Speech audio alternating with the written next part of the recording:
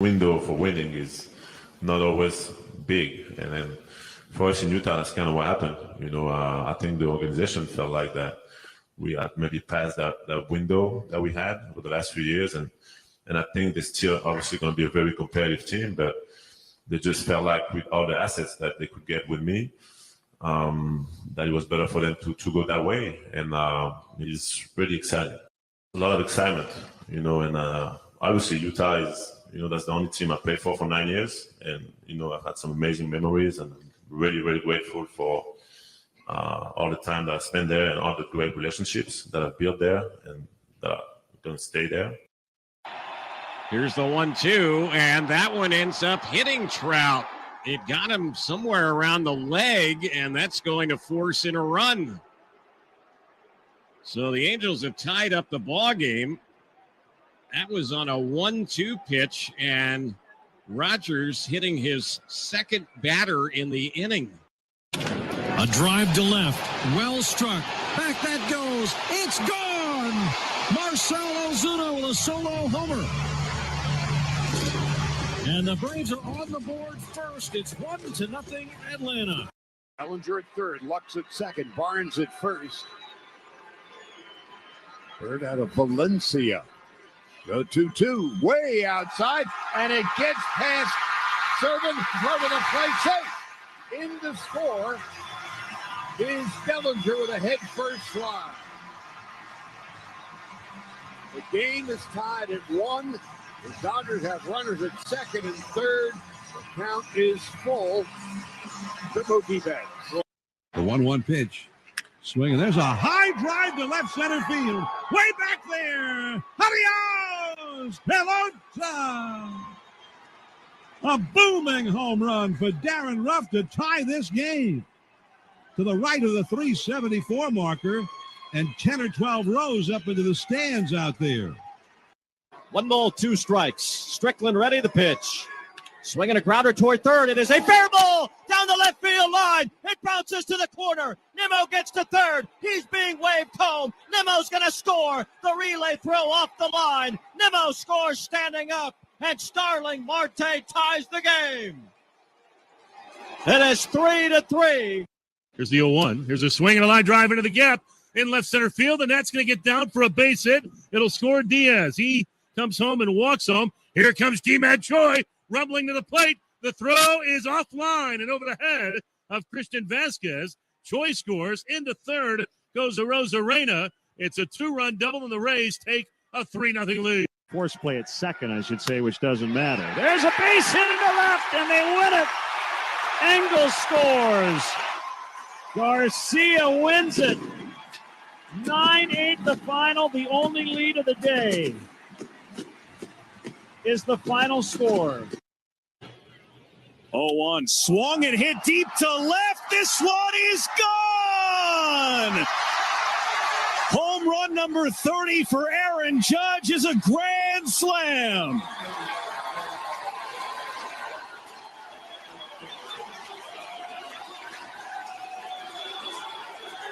And that was an absolute laser off the bat of Aaron Judge. Chance, what you should find in that same game that Judge hit his 30th is Stanton hit a home run, and the Pirate announcers, just the reaction to another Yankee home run last night. The Yankees won that game 16-0. But the Pirate announcers were like upset. They go, this is ridiculous. That would be the one to find as the Aaron Judge hit his 30th home run last night for a team that's on pace to win 116. Good morning, Damon. Yeah, same pace that they've been on for the last couple of days. How about that? You think it would come down over time, at least after a week or so? Maybe 10 days, but nah, just stay right at that clip. Can they get to 116 has become their new challenge, I guess. And it's certainly not winning the AL East. And Judge is on a record pace. He has 30 home runs before the All-Star break in the MVP race in the American League. As long as the Yankees stay on the similar pace that they're on, stay nice and first, and Judge continues to do what he did or is doing, he will win the MVP. despite what Ohtani did. And Ohtani had another memorable night last night. But if Judge is on a team that wins 110 plus and he is doing what he's doing, he will win the AL MVP, and there will be no discussion. It's harder to win an MVP as a pitcher. I mean, which basically is what you'd be giving it. I think you'd be giving it to Ohtani for. He gets both. He gets both. What, he's got a 2 after last night, he's got a 2.44 ERA. Yeah. And his OPS, I think, is like 839. But if Judge is on the first place team, he's winning the MVP. Ohtani can do memorable stuff night after night or every time he pitches, but Judge will win the MVP. And then Hal Steinbrenner will have to pay up to keep Judge in New York. And I don't know why Aaron Judge would ever leave New York. He's got a good deal right there. He bet on himself. He bet on himself, and he's come through in a big way, and he stayed healthy, most importantly. And a city that absolutely adores him, too. Oh, there's 99 jerseys everywhere. Yeah, if you are at the height of your sport and you happen to be playing in New York, why would you leave? I mean, your opportunities, and they win. I mean, they're going to – it's not like the Yankees are going to fall apart. They're always going to win. All right, so here is one of the home runs. Now the Pirates, this is the fourth time that they've lost a game by 14 or more runs. This was a call on one of the plentiful Yankee home runs last night. This is ridiculous.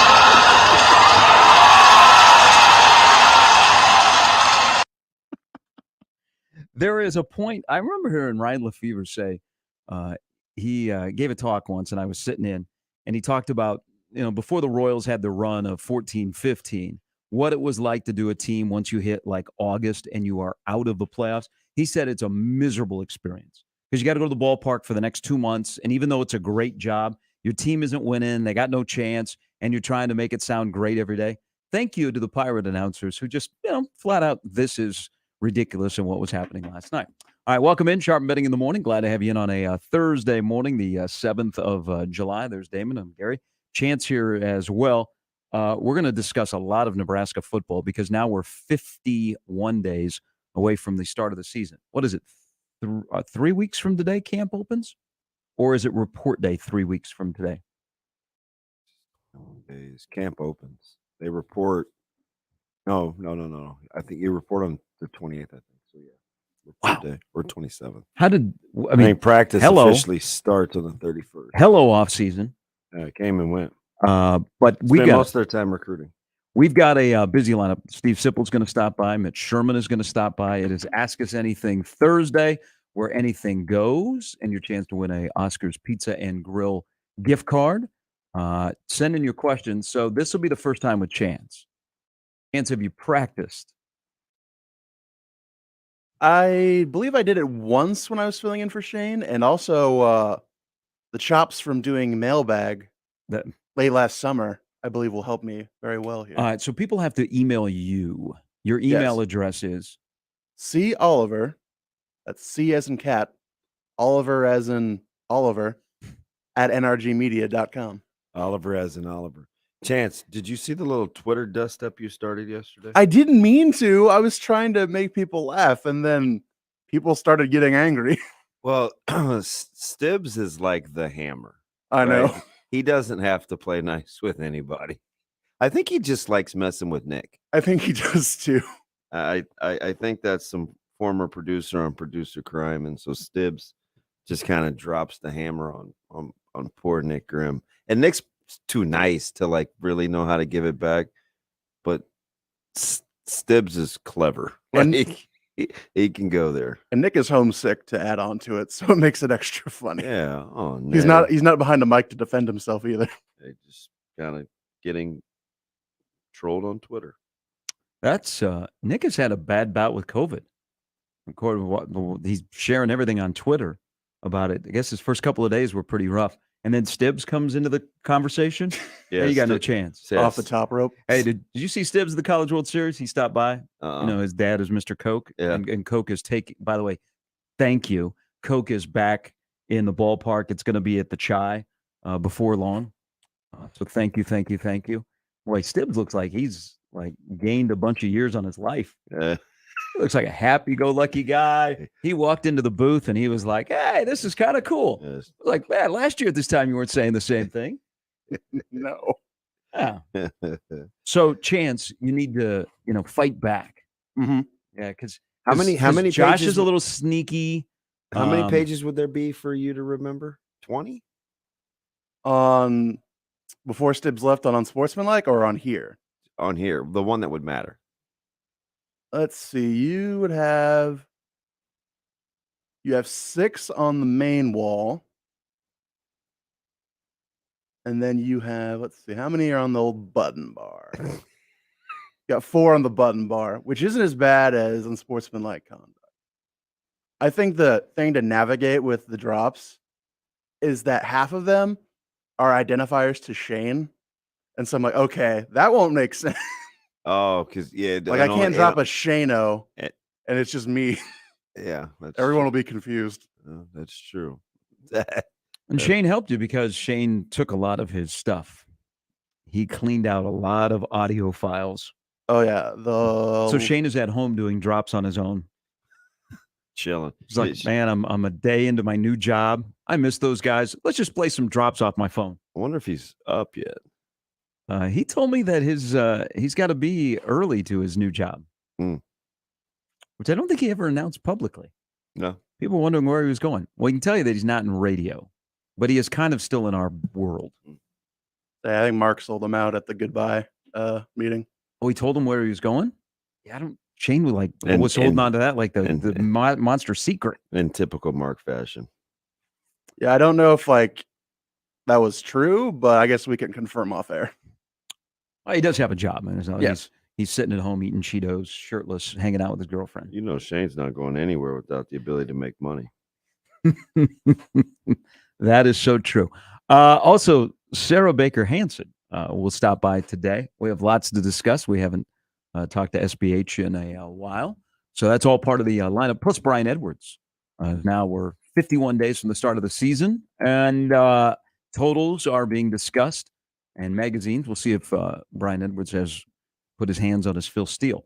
Because according to him, the season does not begin until he has purchased his Phil Steele magazine. That's all coming up. B will stop by about 9:45.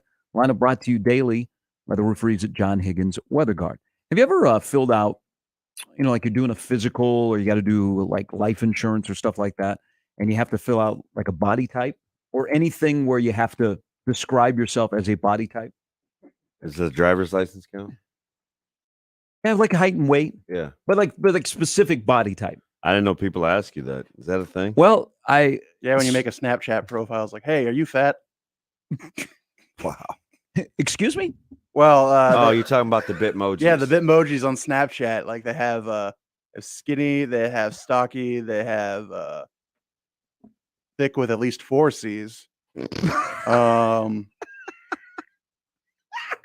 a guy can't be that, right? That's all. That's for our lady friends. Yeah. Yeah. Okay. Oh boy.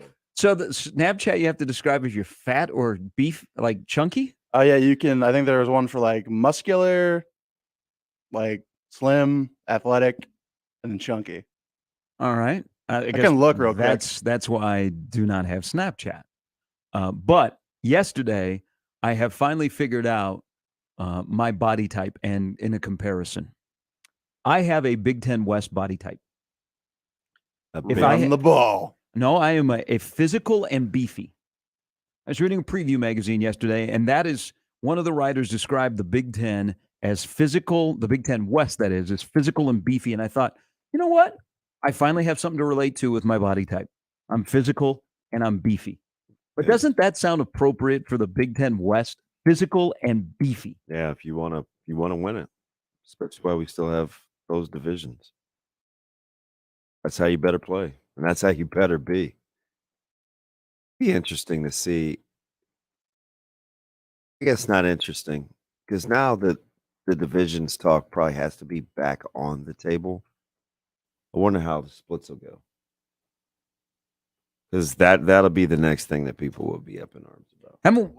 But divisions more to pods. Well, it depends on how many you get for pods. You stick. If you have 16 or 17, you probably won't have pods. If you stick at 16, you could do the pods. You could do 4 and 4 because Yeah. that would make the scheduling a 3-6-6 model a lot easier. Sure. If you're in Nebraska, you only want one team in the Midwest. Well, you would probably, because of the way it's set up, you'd have UCLA and USC would be in your pod just because of where you're located. Yeah. So Hopefully. you'd play Iowa if that's would be the case, if they try and keep it geographical, which of course Lincoln to LA is, right next door, another time zone away. You would play those 3 and then you would have 6. Like from the other 3 pods, you would play 2 teams out of that and then rotate or whatever. I think that would be the way it would go. Now, if you got to down the road in a couple of years, you got to 17 and you stuck at Notre Dame and didn't add anybody else, or got to 18, then it would get kind of interesting on how you would schedule. If you would scrap the divisions. But here will be the thing, depending on what Notre Dame does and how long you wait, is do you implement your scheduling model right when USC and UCLA join? Well, I think, or you do you wait? I think you have to in preparation. You talking about the 2024? Mhm. Yeah, I think you probably have to. Makes the most sense, right? If you're to sell it to Nebraska, if that's the way you go, like in a pod with Iowa, you can sell Iowa. To sell USC and UCLA, you're selling, hey, once every year we're going to Los Angeles. We're either playing in the Rose Bowl or the Coliseum, and whatever place we don't go to, they're coming to our place. That would be your sell to your fan base. But that is, because of where you're located, that seems the natural if you're going to do pods and keep them regionalized. And then I would imagine what you would have Minnesota, Wisconsin, Northwestern, and Illinois would be in the next pod over. Nebraska, if that was the case, that Nebraska, I wouldn't, not disadvantage, but their travel would be significantly worse than anybody else's. I wouldn't be overjoyed if I was Nebraska with that. But if you were going to go to pods, then anybody that's going to be in that pod with the 2 LA schools is going to have to do some traveling. Unless you got another Pac-12 school or 2. And you would still probably have to do 2 travels. Maybe 1 if there's 5. Right? Why? Because, the 3 or 4, and that sounds like it may be a little bit of a ways off, but plus 1 other team with you? I don't know. With the Big 12 yesterday, I was trying to figure this out and do some math. So let's say the Big 12 gets to 18. Big 12's being awful aggressive. Good on them. Good on them. Because I think they have to, or you could be in trouble. But the Big 12, they go to 18. They make it kind of interesting with, you could do 3 16 divisions. So you could play 5, and then if you're going with 9 conference games, the other 2 divisions, you're getting 2 teams out of that division. That would be really interesting to split your conference up into 3 16 divisions. Are you a rivalries guy or matchups like marquee? Well, I think you have, if you can find a way to keep both. Well, that's not happening, probably. Are you talking about from Nebraska's perspective? I'm just talking about in general, if the bigger the conferences get. You have 3 rivalry games that you speak for, you hope to keep, and then your 6 is probably going to include a couple of marquee matchups depending on where you're at with your football program. Huh. Like we know Ohio State and Michigan will always play. That is non-negotiable for Fox. They're always going to play on the last Saturday of the regular season, you would think, unless they move it. But they're always going to play. I think you, in any scheduling model moving forward, you've already said, hey, fans, the experience is a little bit different, but we're going to keep certain rivalries that are meaningful to us, or at least regional, that you still have the opportunity to drive to a game or you're familiar with that opponent before we send you to New Jersey or College Park, Maryland. It's going to be difficult. And that's what, before last week happened, that was the discussion is, okay, if you go to a 3 and 6 model in the Big Ten with no divisions, everybody puts in for their 3 quote unquote rivalries. That was what the conference thing is. Yeah. The more teams you add, obviously, the more difficult that philosophy is going to be, for sure. I mean, you can get your one, maybe. Again, it depends on how you structure the whole like pod system or whatever that allows you to play. If Nebraska, Iowa, USC, and UCLA are together, do you keep Minnesota? Do you keep Wisconsin? Whatever you get out of the rest of the division. But I think if you're Nebraska and you're speaking, hey, what would be your preference? Yeah, you want to keep a couple of regional games, and then because of your brand, you're going to play a couple of national games, which means you're getting Michigan, Ohio State, or Penn State once every year. You know, you hope you don't get all three, but you know, I think the TV will say we want better games. So our better brands and our better draws, you're going to be playing in those big games. Like, don't you imagine that USC is going to get a pretty healthy schedule? Yeah. I mean, their first couple of years in the league, they're playing a healthy schedule. I mean, you want USC, Ohio State, you want USC, Michigan, definitely. If I'm the person that's paying the television bill.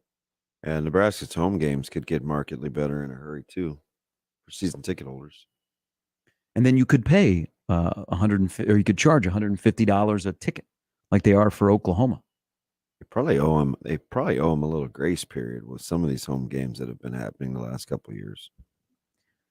You mean like North Dakota? Yeah. In 59 days? Hopefully less of those kind of games and better games in September, October, and November. But like if USC makes their first trip into Lincoln, what are you charging? For example, the Oklahoma game is $150. Wisconsin, Minnesota are $80. I think Illinois, Indiana are $70. North Dakota, Georgia, Southern are $60. I mean, is USC a $150 conference ticket?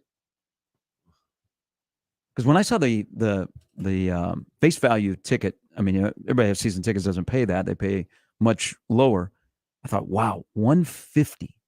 I wonder if that's the highest face value ticket that Nebraska has charged. Yeah, I would imagine SC would be in that neighborhood. I mean, do you recall when USC was here in 07? What I mean, I know tickets were scarce and they were. I mean, if you had tickets and you were selling them, you made a nice little profit. But do you remember what the face value was on those? I don't. I mean, 12 years ago, I can't imagine it was 100 yet. I'm sure Trev and those guys, they're probably tickled to know if you do go pods, or even if you don't, like their schedule gets robust in a hurry, because you got to assume, being the furthest west, that they'll be playing SC and UCLA quite a bit. Mm-hmm.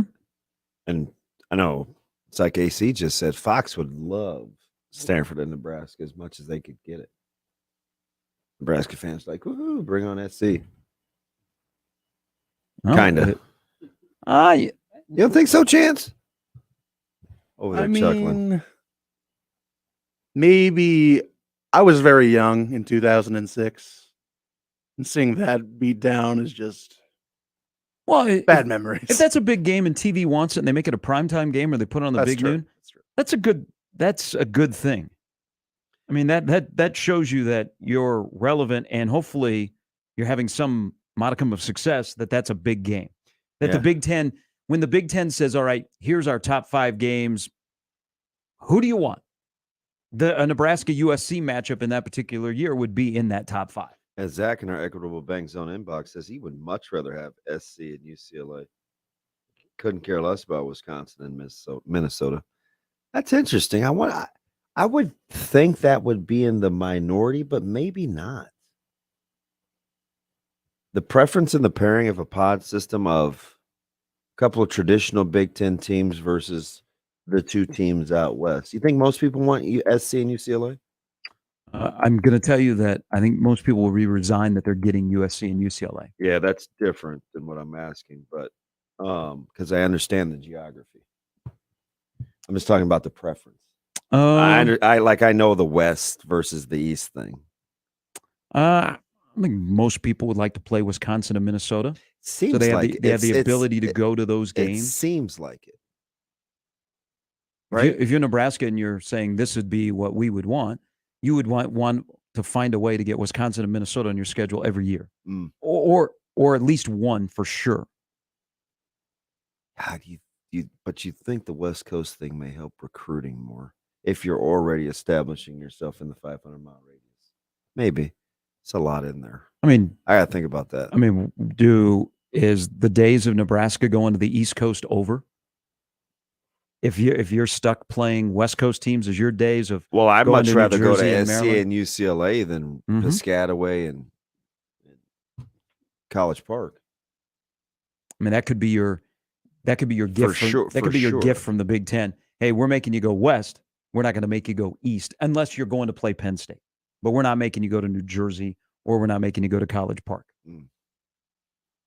That's the next step of when all of this ends, how you do all of your scheduling, because there will be inherent advantages.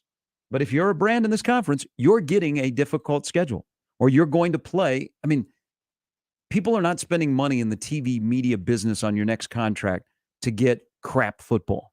I mean, they want marquee matchups. And even if they're the third down on the pecking order or the fourth, they're still going to want a good matchup. Now, the addition of 2 LA schools does give you, I think, a chance to that fourth game every week in the Big Ten is still a pretty good game.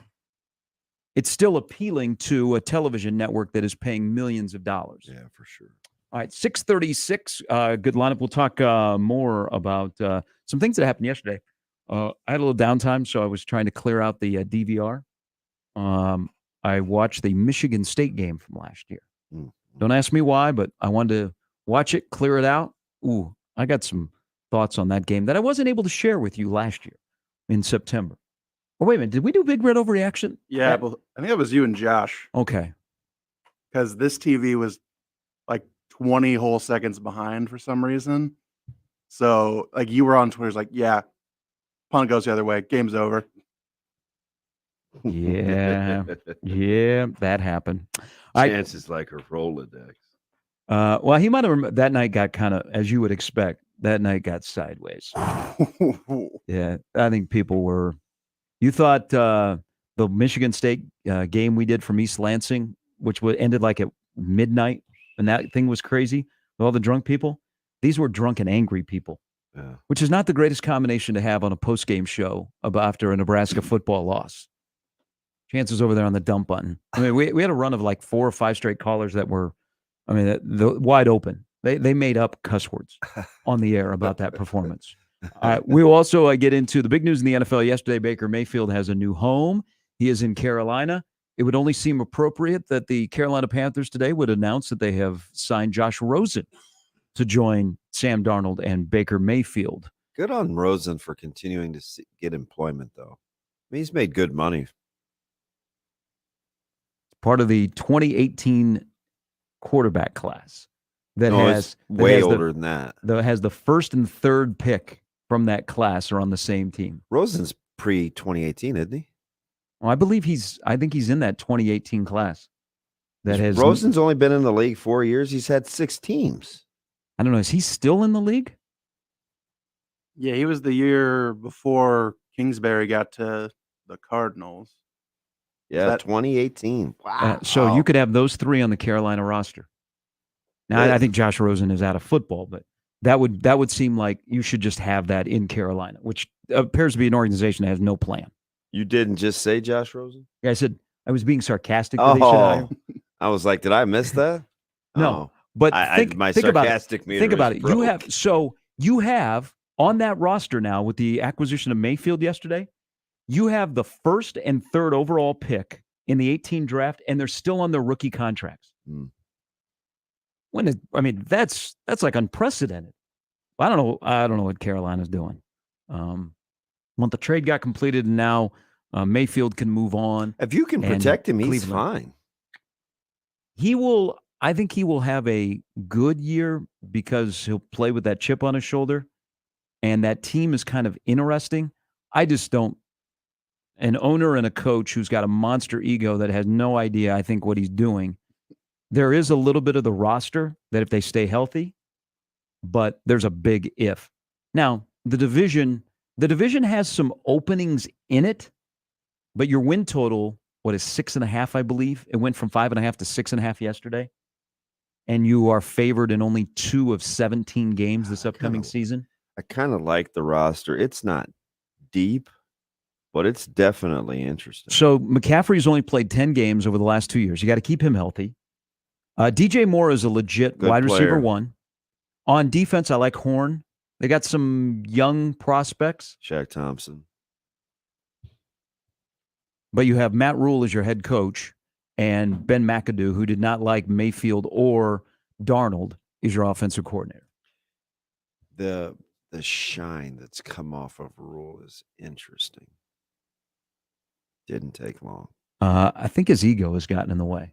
He does say some wild things. I think they also, I don't know what their plan is. I mean, his best thing in Carolina would have come in and said, let's get a young quarterback and then let's do it the right way, instead of let's get an older quarterback, kind of piece it together, let's try and get some wins. Because, I mean, look at the guys they've rolled through on quarterback in his brief time there. Give him some time and see what they got in Corral. Well, does he have time? I mean, I like the pick, but all of a sudden he's third. Yeah, but you're not going to keep both Darnold and Mayfield long term, I don't think, if you've drafted Corral. Darnold appears would be the odd man out if he doesn't win that job. Boy, the stock of Sam Darnold. Remember, he's going to take over New York. Wow. And now he is fighting for his job in Carolina with Baker Mayfield. Still would like to see him play for a team that could protect him, but I think that's a lot of NFL quarterbacks. Yep. All right, 641. Sharp betting in the morning on a Thursday at 1620 The Zone.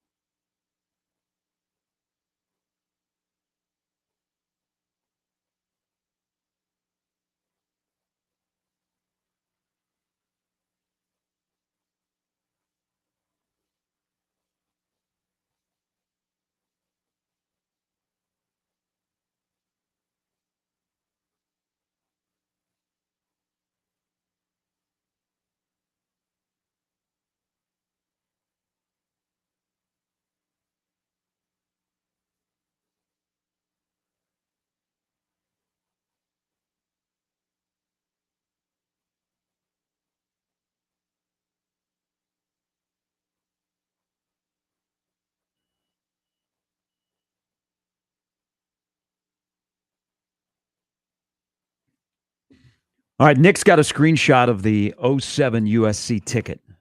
$52 was the face value on the ticket. That isn't bad at all. 15 years later, the marquee non-conference home game for Nebraska, Oklahoma, is $150. $52 in 2007, you would still need $8 more to go to a North Dakota or Georgia Southern game this year. Cost of doing business. Yeah. But doesn't 150 on the face seem like the ceiling? $150. The ceiling? I mean, will there be a higher price for a base value ticket than 150 for a Nebraska football game at home? You're just talking about this year, obviously. Yeah, and down the Because I wouldn't road. say down the road, I wouldn't cap it. But 150 does seem high. I mean, if Nebraska got good, yeah, I probably wouldn't cap it at 150, knowing full well that 150 seems high. And the face value for marquee games across all of college football, which has an attendance problem, has escalated. I think Oregon was when Oregon came in here, that might have been a $90 ticket. And 12 or 13 or whatever. Yeah. Whatever that No, was. what, 16? Yes, chance it's pouring rain. All of a sudden, it is just a. Yeah, I don't even know where that came from. To It's be a honest. frog strangler It outside. just came back. It like literally out of nowhere. It was, it was overcast about 5 minutes ago, and then all of a sudden it was just like a downpour. There was no trickle game. It just like right now. Yeah, be careful out there. Like an episode of Scooby Doo. Now it's storming. Yeah. Wow. The reference. What? No, but what was you? You Scooby Doo guy, Chance? Oh, I love Scooby Doo. Oh, Like the new or old school Scooby Doo? Anything, literally anything. Really? Yeah. All right. The original. Enough that you would get a tattoo mimicking Aaron Rodgers' tattoo? No, I don't. I don't think as much as I dislike him for what he's done to the Detroit Lions, I don't think I could do it. That's just kind of kindred spirits with our other producer. We know tattoo people that listen to the show. The Aaron Rodgers tattoo that he showed off yesterday, I wonder how long that took. I mean, there is some finite detail in his tattoo. Yeah. It's, only means something to him, and every part of it's got meaning, but it is in great detail. I'm wondering how long he sat for that tattoo. I just don't think I could do it. I mean, it's a lot of commitment. I don't have that in me. it's like inside of you there are two wolves, except in this case it's two lions and a eye. Oh, you're talking about the ink? Yeah. A couple of, I believe those are constellations. As in stars? Yeah.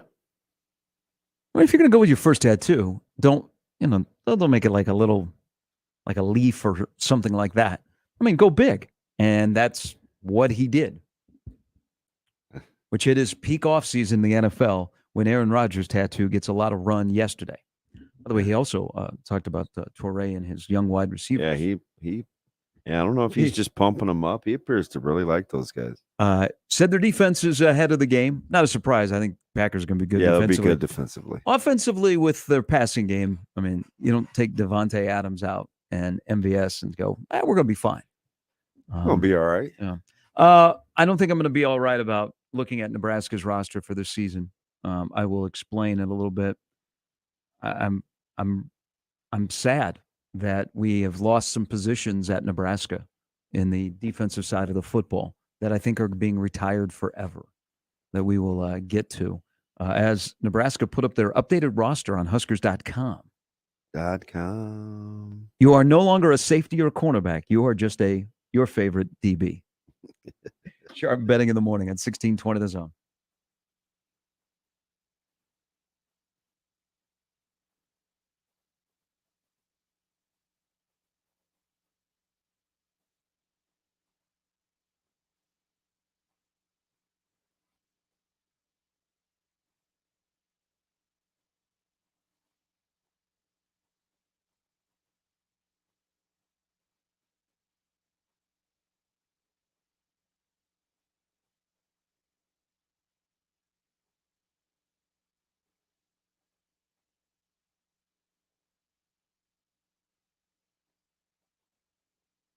Yeah, don't let the weather this morning fool you. Ice cream is good at any time, and Ted and Wally's is here for it.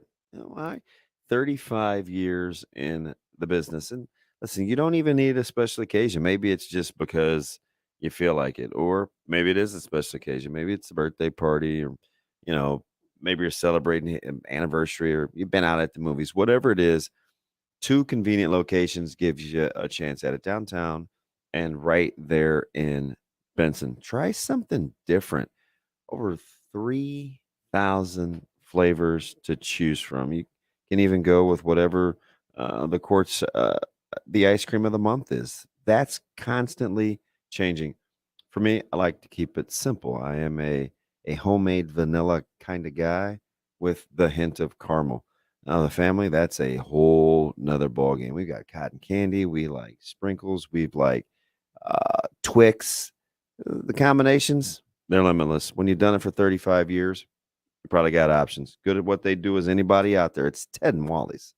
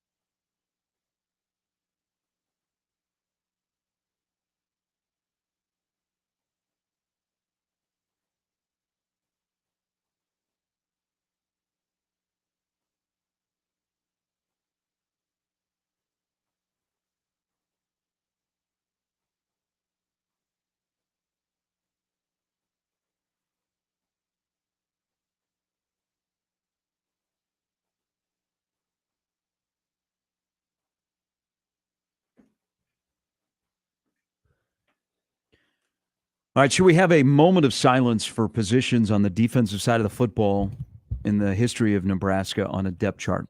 So you're going to notice there's a couple of designations. It is the nickel, but it is called the nick. And now defensive ends or rush ends are now just edge. So you have nick and edge. This sounds like a Guns N' Roses tribute band. You have nick and edge. But can we take a moment to remember when there were simpler times with defensive positions at Nebraska, where we had a Mike, we had a Will, we had a Sam, we had a Buck, we had a Monster. Am I missing? Was it officially a designation of the peso? Yeah, that was particular to that defense. I think that scheme. But it never. But it showed up on the depth chart as that, right? You know what? I can't. I'm maybe that sounds kind of right. Because the monster back has been gone for 40 years. Was John Reese though the last monster back, the DB from Houston? No, he was a free. They called him a free. The monster went out with like Brian Washington. So I think the monster went out in the 80s. If I remember right. It's hard now to even get a designation of a free and a strong. No. I mean, in term at the safety spot, a lot of times you got to use those guys interchangeably. We've been tinkering with kind of how we want to do it. Just going off of what happened to us last year in the state championship and kind of getting schemed up a little bit. It's hard with teams going so much balance and spread. But if you have QB run game, I mean, you can call a guy a free, but he's not really free. Mm-hmm. Right? It's not like a deep hole guy anymore. So hard to play that way. Then on offense, there's been an I, there's been a full, there's been a Z, there's been an X, there's been a Y, there has been, I don't think it was ever labeled on the depth chart as a duck R. Am I missing any designated positions that are being put out to pasture now that the Nick and Edge have joined the conversation? Because I miss the Mike, the Will, the Sam, and the Buck at linebacker. I mean, you would hear cross training them for a reason, I guess. You would hear guys that were proud to call themselves a Will linebacker or a Sam linebacker, or Mike Anderson playing Mike linebacker in the old 5-2. But so there's no more DBs and being cross trained, which is, I don't know, that's going to look kind of odd. Is no safety, no FS, no SS, no CB that is on a roster. But the one thing I did notice, and wherever he plays on that side of the ball, did you look at the new measurements on Javen Wright? I mean, I've seen him. So they got 6'5", 215. 215? I mean, maybe. I mean, that's not very big. It's not. That's an interesting combo in height to weight. Yeah, he's thin. He's razor thin. I just hope he remains healthy. That's my. I just give yourself a chance. Do you see where like Applegate is playing the edge?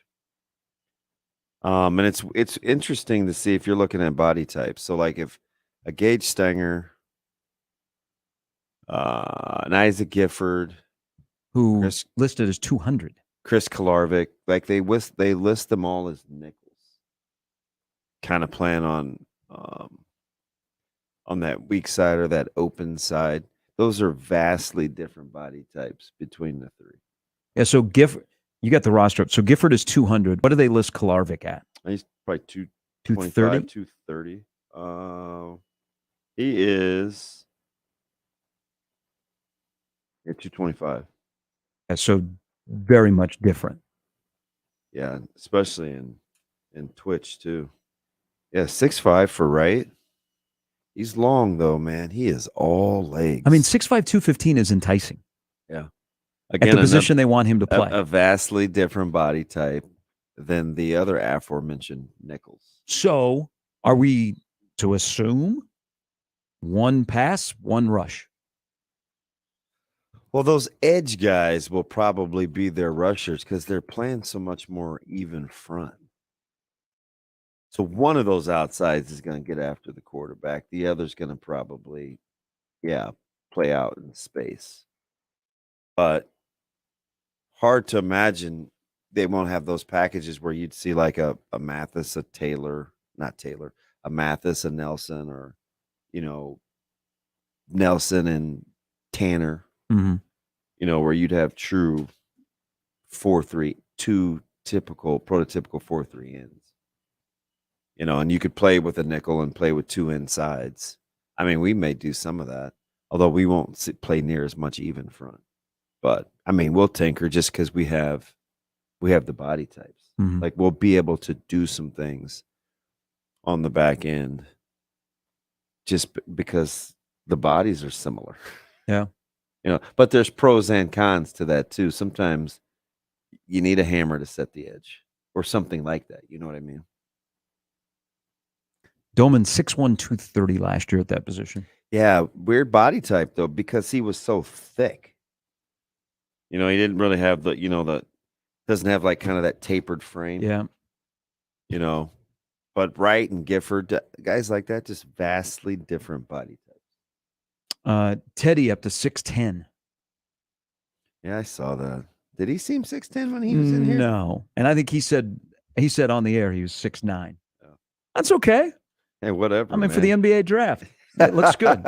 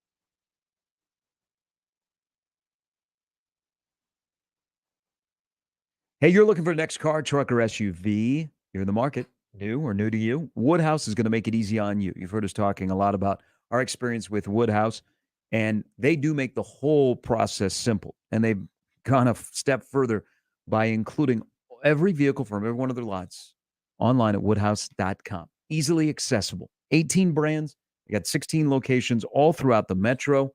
For the most popular truck brands, luxury vehicles, whatever you have in mind, new or new to you, they've got it online for you at woodhouse.com. They also have vehicles that are in transit, they're trades, they're updated right there, woodhouse.com. And when you're online, you can explore payment options. You can purchase a car, apply for credit, value your trade. You can do all of that because they want you not only to be a member of the Woodhouse family, they've been taking care of all of us since 1975. They want you to have it effortless. Just go online today to woodhouse.com for your next car, truck, or SUV.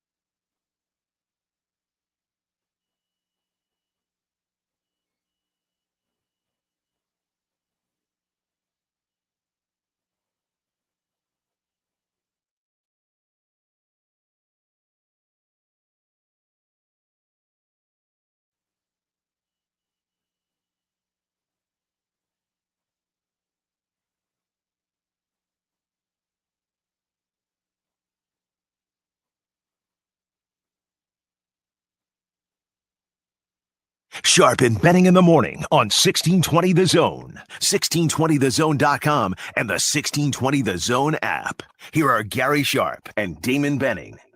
Clemens, fly ball, right field, fairly deep, going back, Kwan looking up. It's gone, a home run. How about it? Cody Clemens with his third on an 0-2 pitch against Class A. 8-2 Tigers here in the 8th. How about that series? The Tigers swept the Guardians in 4. Apparently, the Tigers can hit again. You know who is not necessarily hitting home runs, but is hitting for average? Miguel Cabrera is hitting over 300. Maybe there is a little life in that bat as he swings a couple of more times before he goes to Cooperstown. Yeah, one of the surefire Hall of Famers still playing. Welcome back in. Hour number 2, Sharp and Betting in the morning. The conference realignment discussion continues. Not much yesterday, except for speculation. Maybe Phil Knight saves the Pac-12, Notre Dame saves the ACC, and they get rewarded. But through it all, as we watch moving chairs, and a week ago today, when we were doing the show, we did not know that UCLA and USC were headed to the Big Ten.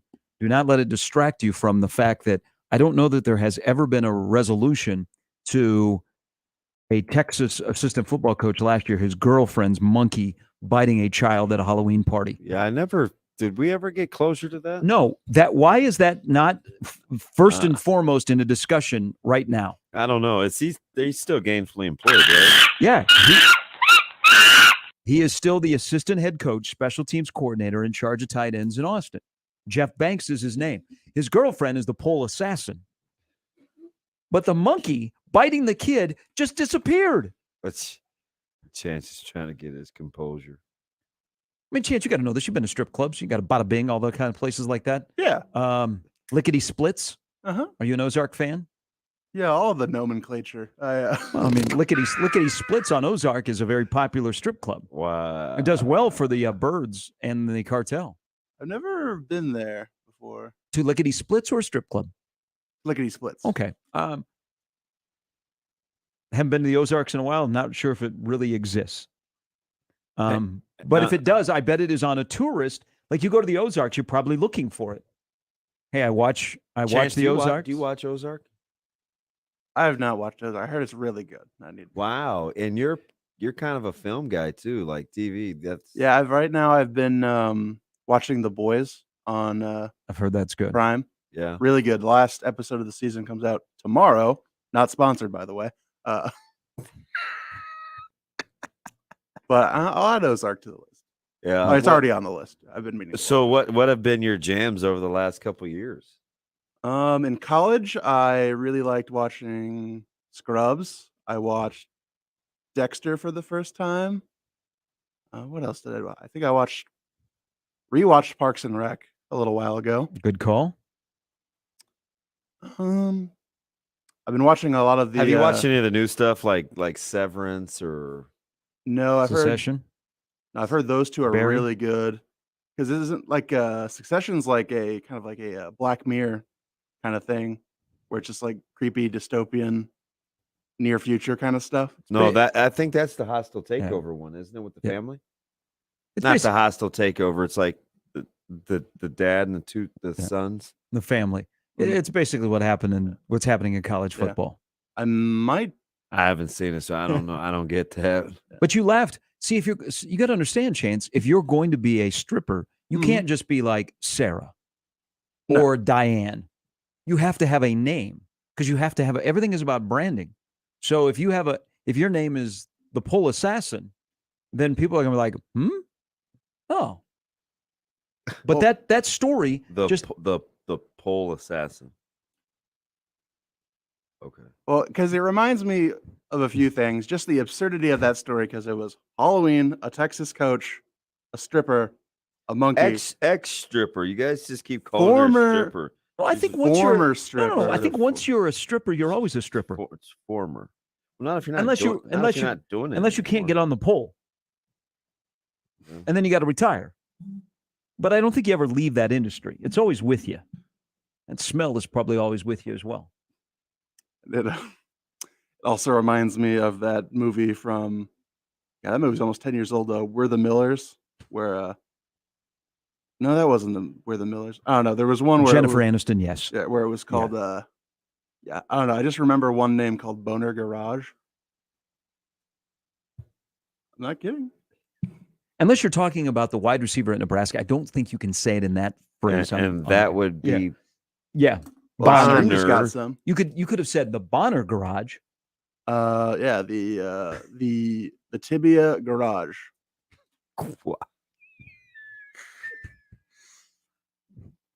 Let's find them drops. Yeah. All right. There's a chance, Damon, Gary. Sharp betting in the morning. Sarah Baker Hansen, going to save the show coming up at 8 o'clock. So there are lists now. We're in list season. Media days in college football begin next week. The Big 12 has their media days. That is the first one to kick off. We have Adrian Martinez will be representing Kansas State. They put out their preseason All Big 12 team. Bijan Robinson is just going to be sick in Austin this year. Pretty big man crush. But Oklahoma just has one player on the preseason All Big 12, and that is a punter, Michael Turk. They got work to do. They do have Dylan Gabriel, their quarterback, the transfer from Central Florida, is the preseason newcomer of the year in the Big 12, but they just have one player, and it's a punter. I don't know that that's ever happened at Oklahoma. That's surprising. It's under the Stoops-Riley run. That is really surprising. But Big 12 media days begin next week, and then it's a run of a couple of weeks. So we are, now that we're past the 4th, 51 days from now, Nebraska Northwestern play. You have list season will start to roll out probably either today or early next week. But as organizations ramp up and they're making lists, CBS Sports Network put out their list. They ranked the Big Ten coaches 1 through 14. I looked at the list, Damon, and I said, there's really nothing I disagree with. Ryan Day starts at the top. Scott Frost is at the bottom. Mike Locksley is just ahead of Frost. Tom Allen is ahead of Locksley.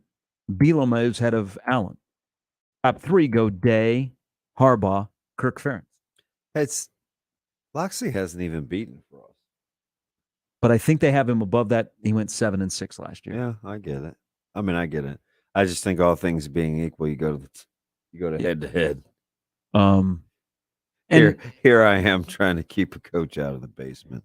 And you're 3-9, you're at the bottom. But I didn't disagree. The only one that on this list that I disagreed with is, and Paul Christ is 4th. James Franklin is 5th. Ahead of Mel He Tucker? is ahead of Pat Fitzgerald. He is ahead of PJ Fleck. He is ahead of Mel Tucker. He's ahead of Jeff Brom. And then Shiano. So I've given you 1 through 14. But James Franklin is 5th on this list. That's the one I disagree with. I think he should be further down. Penn State is 11-11 in the last 2 years. Yeah. They are 8-10 in Big Ten play. I'm not so sure Mel Tucker isn't higher. Maybe there is this longevity. I never know what the criteria is. So the capsule about Mel Tucker is he's rising, won 11 games in his first full season, and will continue to rise. But I think he might have been, like on last year's list, maybe 12 or 13. But he's somebody. I mean, look at what they did last year. They won 11 games. They had a Heisman Trophy candidate.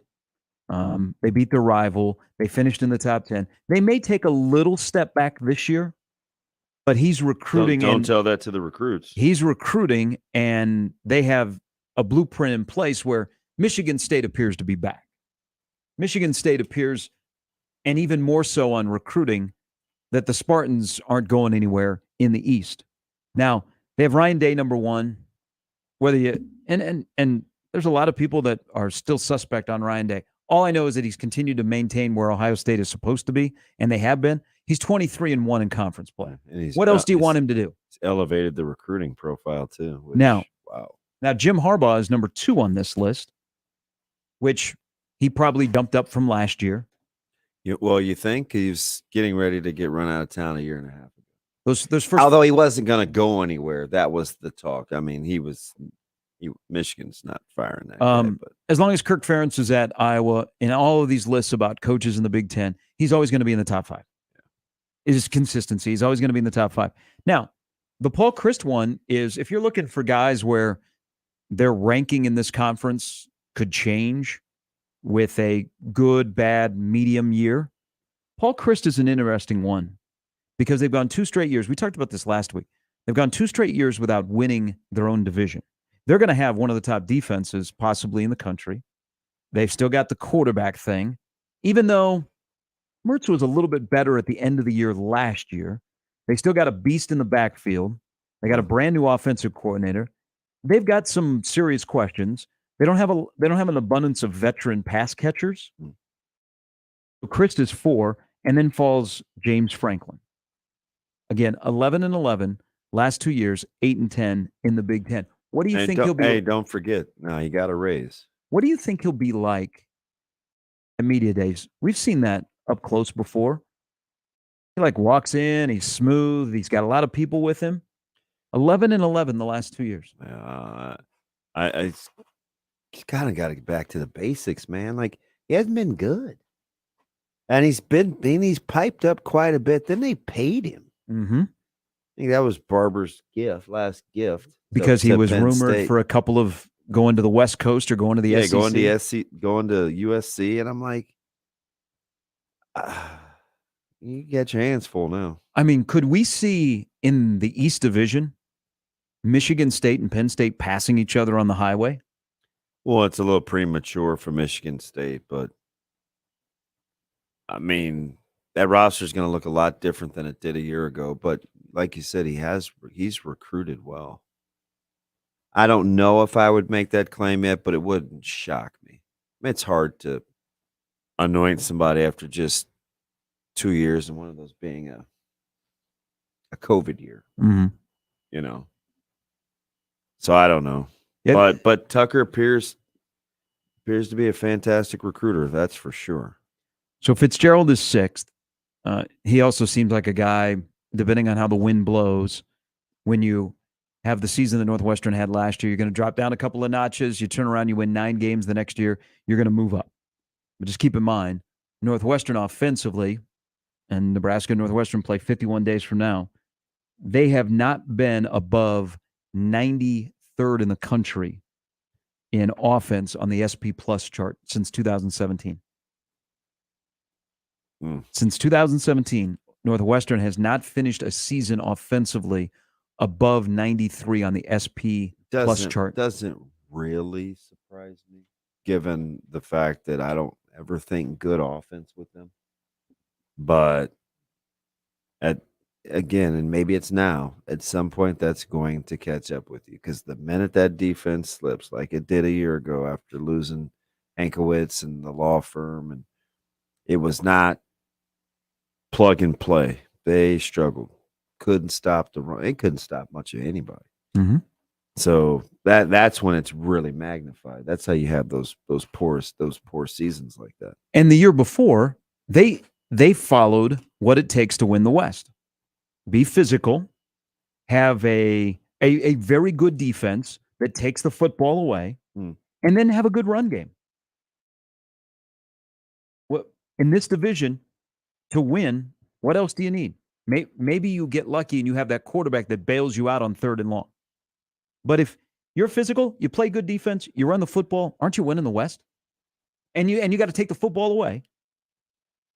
That's a lot of teams. But it seems like there's an abundance of teams in this division that is like that could be what they do. Yeah. Which is probably why all those win totals for the most part are within a game and a half. Mm-hmm. I mean, because that's how a lot of those teams will play. Fleck comes in at 7th. He's a guy that if he has a good year this year, I mean, everybody comfortable with PJ Fleck being considered a top 5 coach in the Big Ten? If they win 9-10 games this year, new OC, Tanner Morgan in his 12th year at his OC's quarterback. Back from when he had his last good stint. Their offense does something with, I got some holes to replace in the offensive line. PJ Fleck in the top 5 in the Big Ten in coaching. Would 9 wins get him there? That would be 20, and that would be 29 in the last 3 years, not including COVID. Mm-hmm. 11. Not what they win last year. 9. 9. And 9. Wow, 29 wins. I mean, probably be hard to argue. He's only been in the conference 6 years. Yep. We talked about Tucker. Wow. Jeff Brom. I might have to put that in perspective here. Jeff Brom is 9th. Purdue went 9-4 this year or last year. How about most Brom telling me last year in the post game that not running the ball more is on him because he gets impatient and he needs to get better? Well, remember when they just kind of salted clock running the ball at Nebraska last year? And I was like, yeah. With Antropov, I'm like, who are these guys? Mm-hmm. Committed to the run. And he just real about it. He's like, yeah, that's on me. I get impatient. We can run the ball. I just don't do it enough. Gets away from me. Oh, okay. But he will have what year is this? So he will have a lot of curious eyes on him because they lost a lot from last year. Well, some people think they peaked, right? That was Max Purdue last year. So they won 9 football games. You know, they pulled off the big upset at Iowa. But what is success considered at Purdue in 22? Because I'm curious, like when media polls start coming out in the next couple of weeks, where Purdue falls in the West. They lost a great defensive coordinator. They lost a great defensive end. They lost a really good wide receiver. But a lot of eyes will be on, can you replicate? If Jeff Brom is for real, can you find a way to not take 9 wins last year what's and he all of a sudden becomes 4 or 5? Get out of Tracy? He's got to get something. That receiving core in the spring was And is Aiden O'Connell good enough to make up for inexperienced wide receivers before they get up to speed? What year is this for this guy? I know, it's him and Tanner Morgan. It would have been Adrian Martinez. You'd be saying, who are these guys? Graduate, transfer, go somewhere. Yeah. Go to the NFL. I could see him being at the top of the few West lists for quarterbacks. 10th on this list is Schiano, who they won 5 football games at Rutgers last year. He's better than that. It's just a tough coaching conference. Well, when he was at Rutgers the first time, it's a really tough coaching conference. They weren't in the East Division. There was no East Division that included Ohio State, Michigan, Penn State, Michigan State. But for him to win 5, and they're recruiting well, so he's 10th. Brett Bielema is 11th. You know, after Nebraska and Illinois played the first game of the year, you kind of watched Illinois. Then they got beat by, Texas San Antonio the following week in Champaign. They finished 4-3 in their last 7. Mm-hmm. They won at Penn State, that wild overtime. And remember, marathon. that was after his meltdown, saying he didn't have scholarship-worthy guys up front. And then they won at Minnesota. Yeah. So he's I'm well aware. He's 11th on this list. And I think, bowl game at least in Champaign this year. And when you're in year number 2. Tom Allen is 12th on the list. He seems better than that. But they went from Cinderella to, oh my God. Yeah, they were decimated with injuries. They were 2-10 last year. So all this does is let me know that this is a brutal conference to coach in. When Tom Allen's in the bottom third of your conference, he's a better coach than that. There were 7 of their 10 losses were by an average of 30 points. When they lost last year, they got crushed. And then Loxley is 13th and Frost is 14th on this list. CBSSports.com has it out.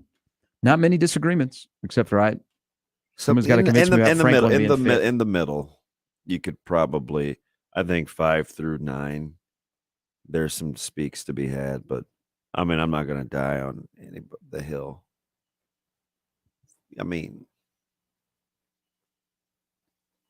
How long does Tucker have to do it?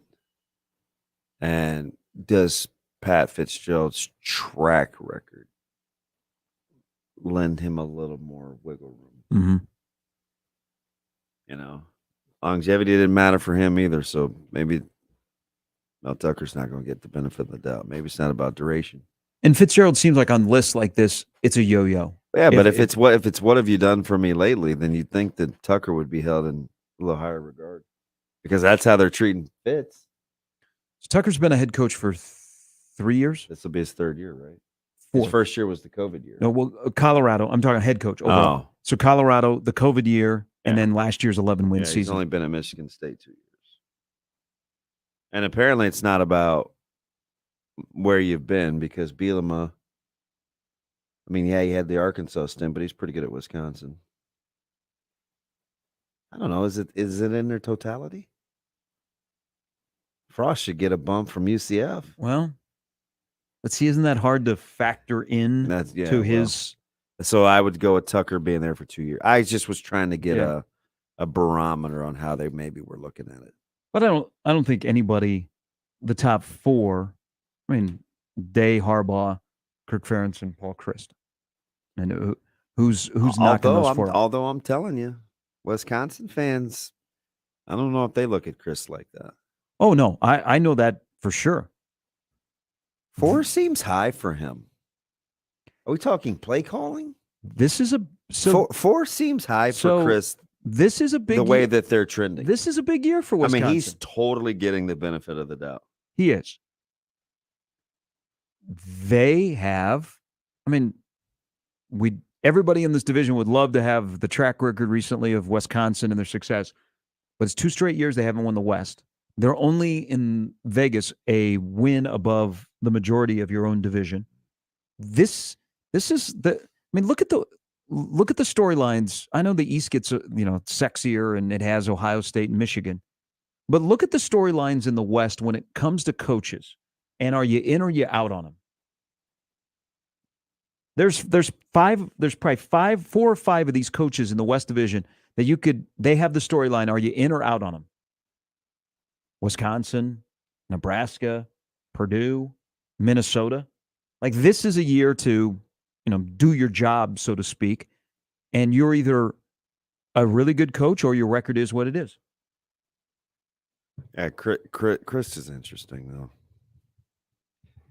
The more I think about it, because he's getting it's just weird. He's getting the benefit of the doubt over time. Mm-hmm. Doesn't His appear, Wisconsin stint. Yeah, it doesn't appear that Fitz is. Certainly not Mel Tucker. I don't know. I guess I would have to kind of look at the criteria. Wisconsin has not been very good. Nope. But, I mean, they did want to. It's usually me pumping up Wisconsin. But the reality is they're trending in the wrong direction. Once it's coincidence, 2 more is a fluke. 2's a fluke. 3 more is a trend. Well, I wonder if, we got Kyle, who's a diehard Wisconsin fan. Who is there more eyeballs on this year? Bobby Ingram, the new OC, or Paul Chryst? Because didn't you hire Bobby Ingram to fix Graham Mertz? Well, ask and ye shall receive. Kyle says Chris needs a great year. Leonard is ready to be a head coach, and we can't let him leave Wisconsin. Oh, That's true. Jim Leonard's a star. So he's pretty much, what have you done for me lately? But that 4 is high for Chris, in my opinion.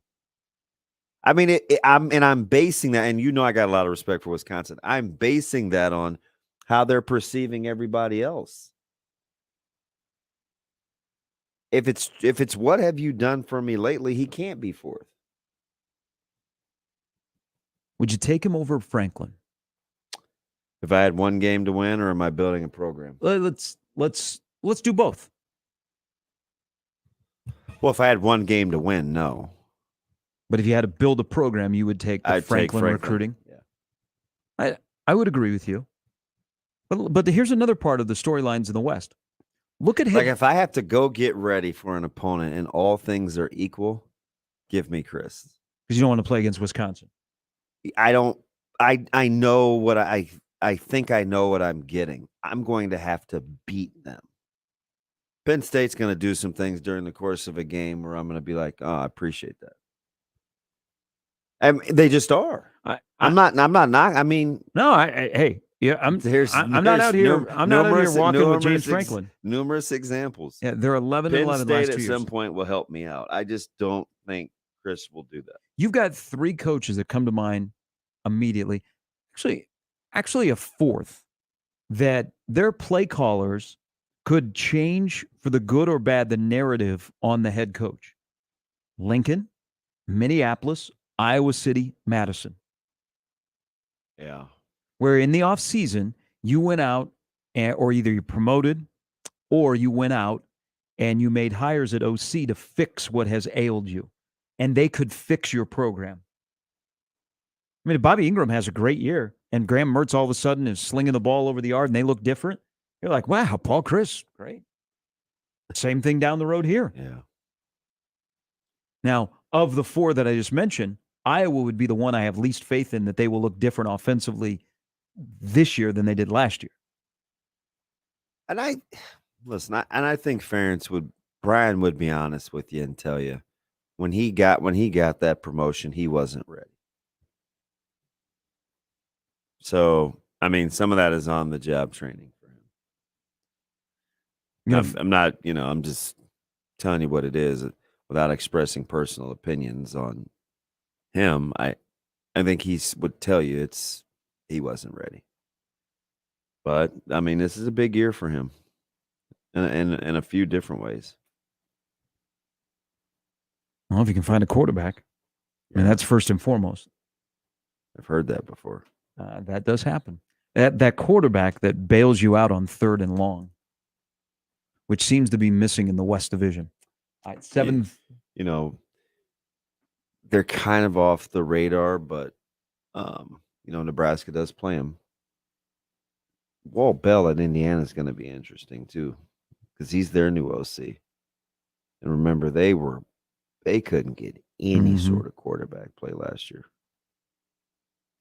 And now they got the Missouri transfer. Yeah, so keep an eye on Walt Bell. All right, 7:35. Man, if you're looking to save your job, OCs come down the aisle. How many coaches out there say, no, save my job, I'm going to get me a DC? I mean, it's OCs that got you in the hole, and you got to hire an OC to get you out. That's the coaching storylines are pretty plentiful, I think, in the West this year. I think a lot of times, except in like Nebraska's case, it depends on which side of the ball your coach is associated with. Nebraska is one of the few schools that has an offensive guy that needed offensive help. Interesting. Kirk's a defensive guy, needs offensive help. Fitz is a defensive guy that needs offensive help. Allen is a defensive guy that needs offensive help. It's rare. All right, Sarah Baker Hansen. And remember, defense was supposed to be Nebraska's weak link when they got here. Now it is could be the healthiest part of their whole operation. Yeah, they need some fellas to step up. All right, we'll get to our list. We did some homework.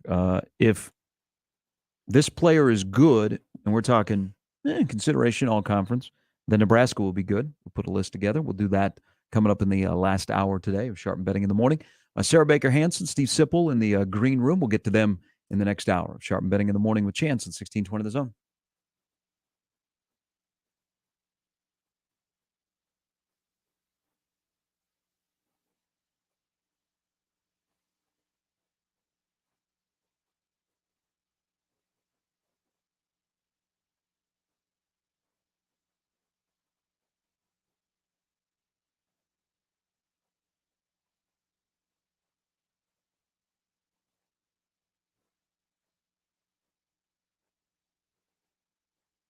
Looking for a go-to?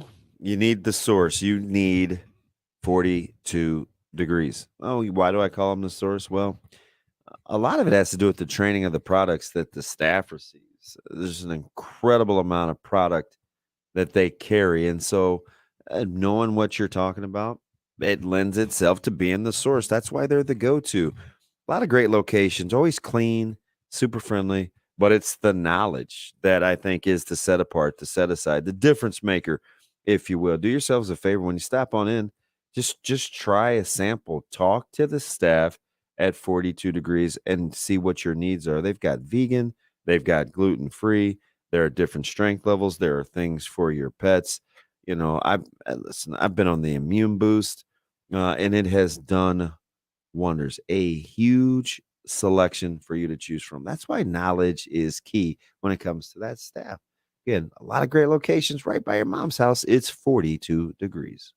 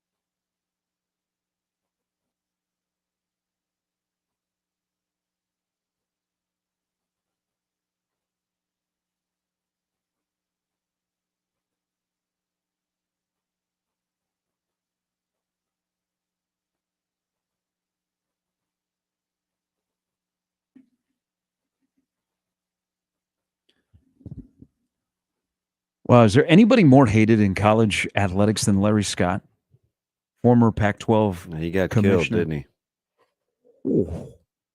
Wow, there's a couple of scathing articles from West Coast papers. I think a about lot of Larry it is Scott. that he's been gone for a year. And people like Klavikov, too. I think that has a lot to do with it. He left them a mess in the Pac-12, which he took a lot of money. Which also, of all the conferences, actually they paid him a lot of money. Oh, and he spent a lot of money. He received it. The COVID year impacted the Pac-12 more than any other conference out there. If we probably don't have a COVID year, is UCLA engaged in a conversation to leave the Pac-12? Well, they were already doing bad, but it was expedited in a hurry during COVID. We found another Wisconsin fan that listens to the show. This is from Nick. He says, I get all the stuff about Graham Mertz. I still have my fingers crossed that Mertz, who had a better finish to the year than he had to start, will start off well with Bobby Ingram and new wide receivers that are young, including Marcus Allen. Wisconsin will be okay, guys. Thanks. Love the show. All right. Yeah. What's their win total? Are they the only ones at 8.5? They're at 8.5. They play at Ohio State September 24th. They are anywhere from a 2-touchdown to a 16-point underdog. Yeah, I would. The favorite in the West going on the road to the favorite in the East is a 2-touchdown underdog. Who's in the tightest line for Ohio State this year is Michigan? And that's 13. Is that right? Or they're maybe 10 over somebody? I know that every game is double figures. Must be rough. Yeah, I would say that. I would say that's rough to go into the season where every game you are favored by double figures, including. Hey, fellas, if we don't blow folks out, we didn't play well. Okay, ready, break. Including Notre Dame, who, may or may not be in your own conference. When you play them on September 3rd, you are nearly a 2-touchdown favorite against a Notre Dame team that should be pretty good. That's going to show up in a lot of people's at least top 15, some top 10. 13-point favorite against Notre Dame. If Ohio State gets their defense fixed with their new defensive coordinator and they blend the talent they have on that side of the ball. Well, they got to grow up in a hurry, though. They were not that good a year ago. Oh, no. No, that got in the way. I mean, look at the games they lost last year. Their defense could not stop the run. Oregon and Michigan.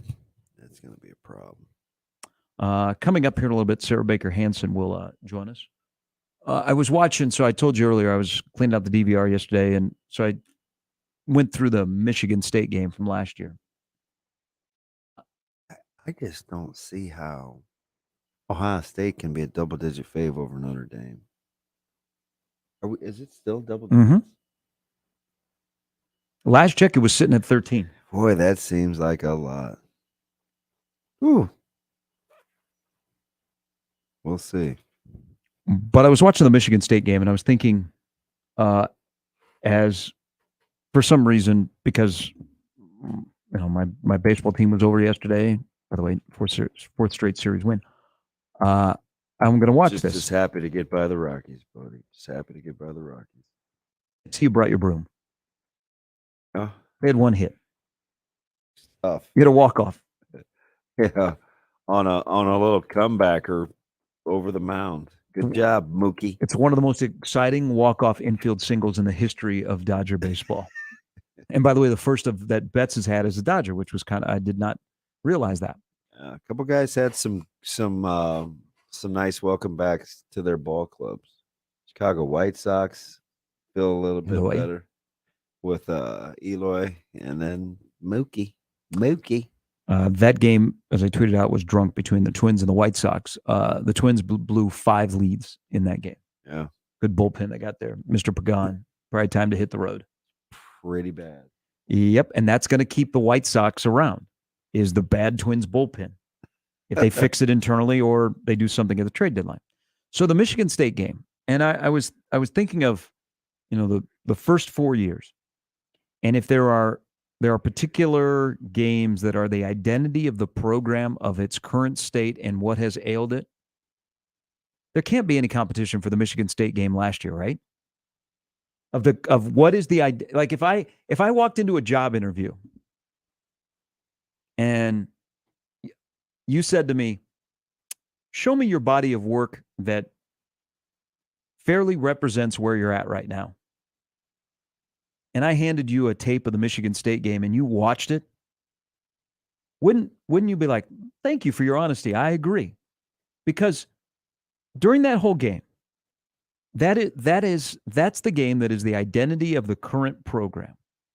Through 4 years. The identity could change quickly, but through 4 years, you had in that game, your defense played well enough, gave you a chance. Outside of maybe the first year, the defense has played well enough at Nebraska to give you a chance. They aren't giving up 50 a game. They aren't giving up 40 a game. Your offense did enough. Wasn't jaw-dropping, but did enough. You had Adrian Martinez, the good and the bad, and a storyline in that game. You also had then the major thing that has ailed it, the special teams breakdown, and then the part in overtime where you got hit in the mouth, the dauber went down, and Michigan State ended the game pretty quick. And also remember in that game, there was, why is that guy on the field in a goal line package? Like personnel decisions on who's on the field at particular times where you went, what? Yeah, this was, why would you watch this? Because I was cleaning, I hadn't watched it. I didn't even go back and rewatch. I watched the punt return, certain plays, but I said, you know what? I'm going to go back and watch this game.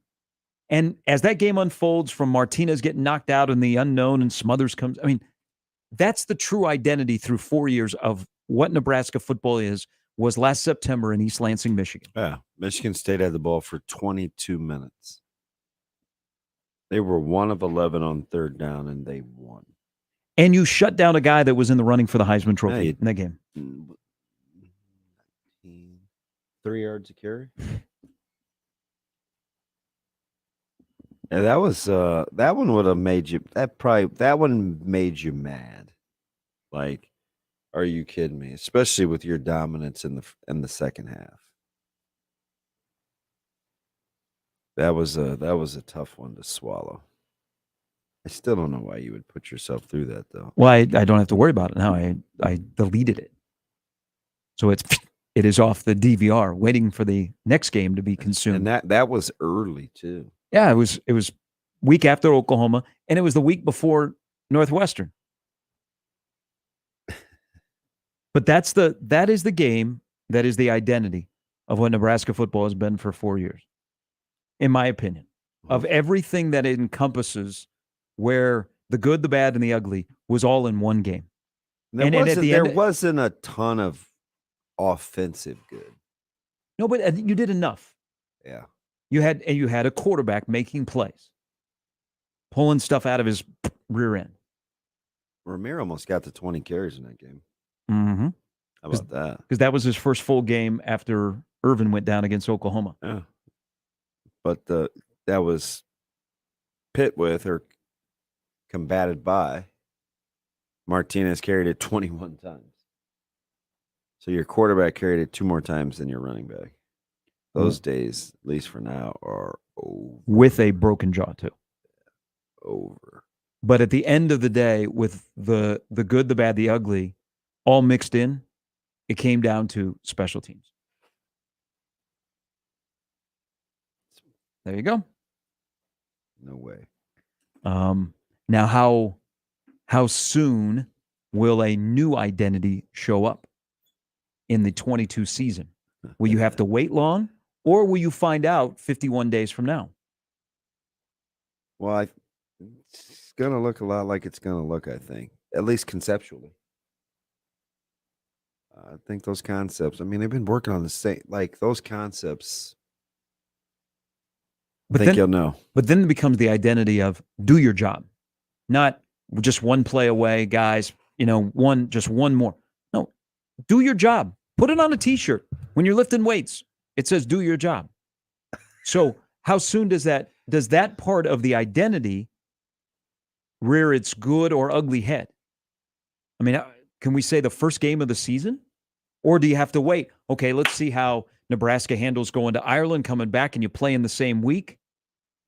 Or how you handle success when, for the first time, you start off on a good note where you start to build a little bit in your first couple of weeks, and then you have a game where there's a lot of attention to, and it's in your backyard. Or how do you react the following week when you get back into conference play? I mean, how soon does an identity for this team show up? What game would that be?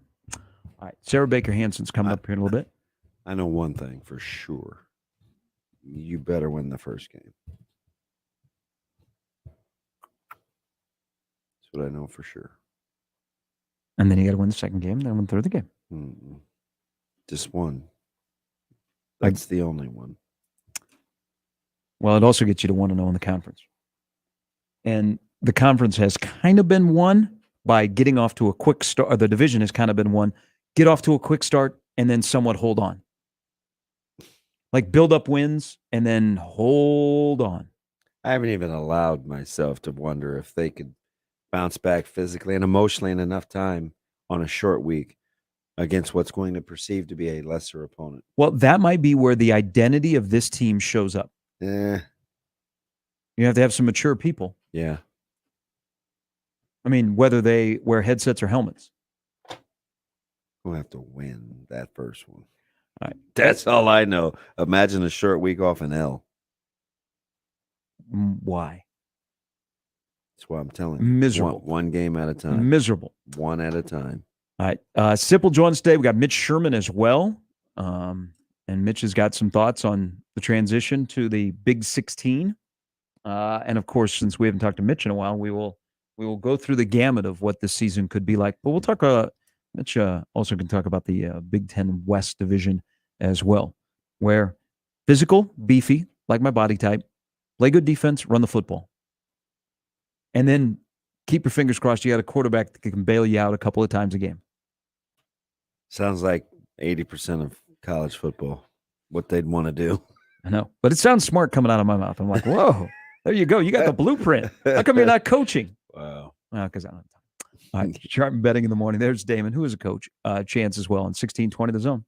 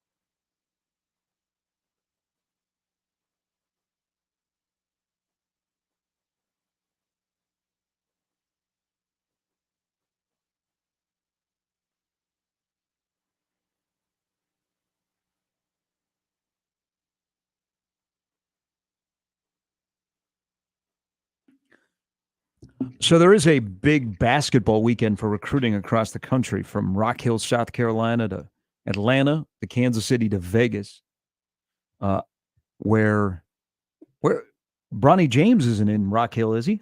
No, I think I don't know where they are this weekend. I was just looking at the schedule because he would be 17U, but there are some good teams, boy. The Celtics are down there, Arkansas Hawks, Dream Vision. Okay. Uh, My J- Atlanta Celtics from last year. Jalen Green Elite. You got the New York Jayhawks. Team Lillard is down there. Team Trey Young. They got some fellas. So Chris Crutchfield's son runs Team Trey Young. Yeah. Yeah. There's the storyline, because DJ Wagner is like a name that, if you follow college basketball recruiting, you hear a lot about. There's also, I thought this had gone away, but it is back because Arizona just got a player yesterday reclassifying.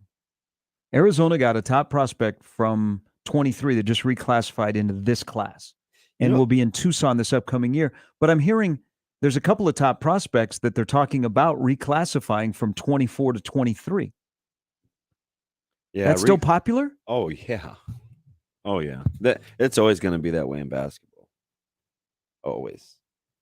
Age, be as old as you can in high school, wait, and then if you can, reclassify. If you're young, you're going to reclassify. Did Reef reclassify? No, he went to prep school. Okay. Yeah, he went to Sunrise. We haven't had anybody around here reclassify, correct? Who? I'm probably missing one, but I'd say no. The funny thing, you bring up DJ Wagner. I was watching, for whatever the reason, the Calipari deal on ESPN was Mhm. on, and talking about how DeJuan Wagner, DJ's dad, basically changed the recruiting philosophy at Memphis in 01 when he got DeJuan Wagner. Like, he said, it was a great story. He talked about how he wasn't really thinking about going pro after his first year. And, Cal allegedly was like, the story goes, hey, man, you're going to be a lottery pick. You got to get out of here. And word spread, and Worldwide West, who was Cal's guy, basically doing his recruiting at Memphis, then got him Derrick Rose.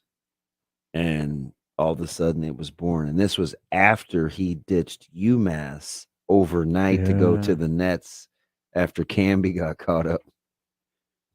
I guess I forgot that Camby paid all that money back.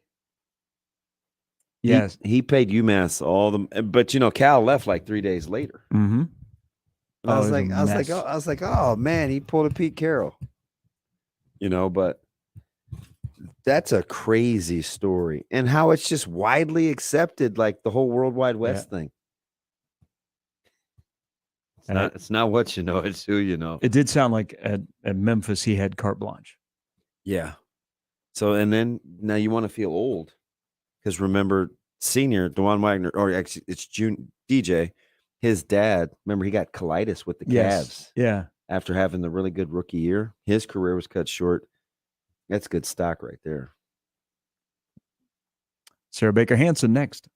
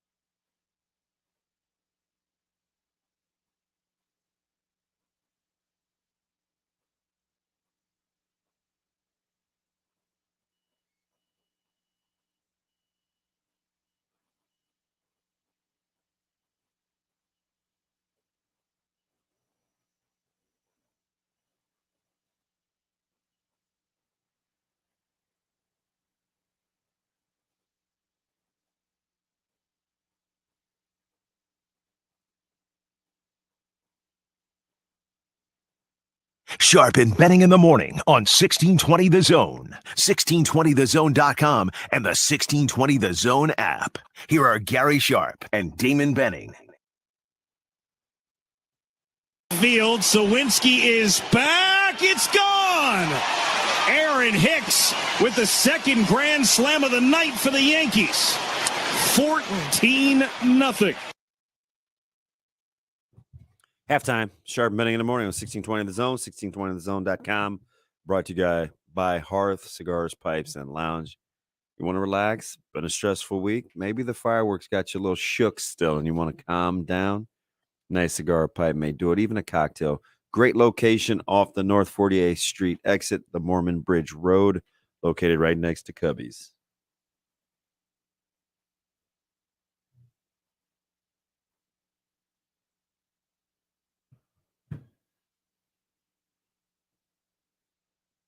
All right, our favorite foodie on a Thursday, Sarah Baker Hansen joins us now.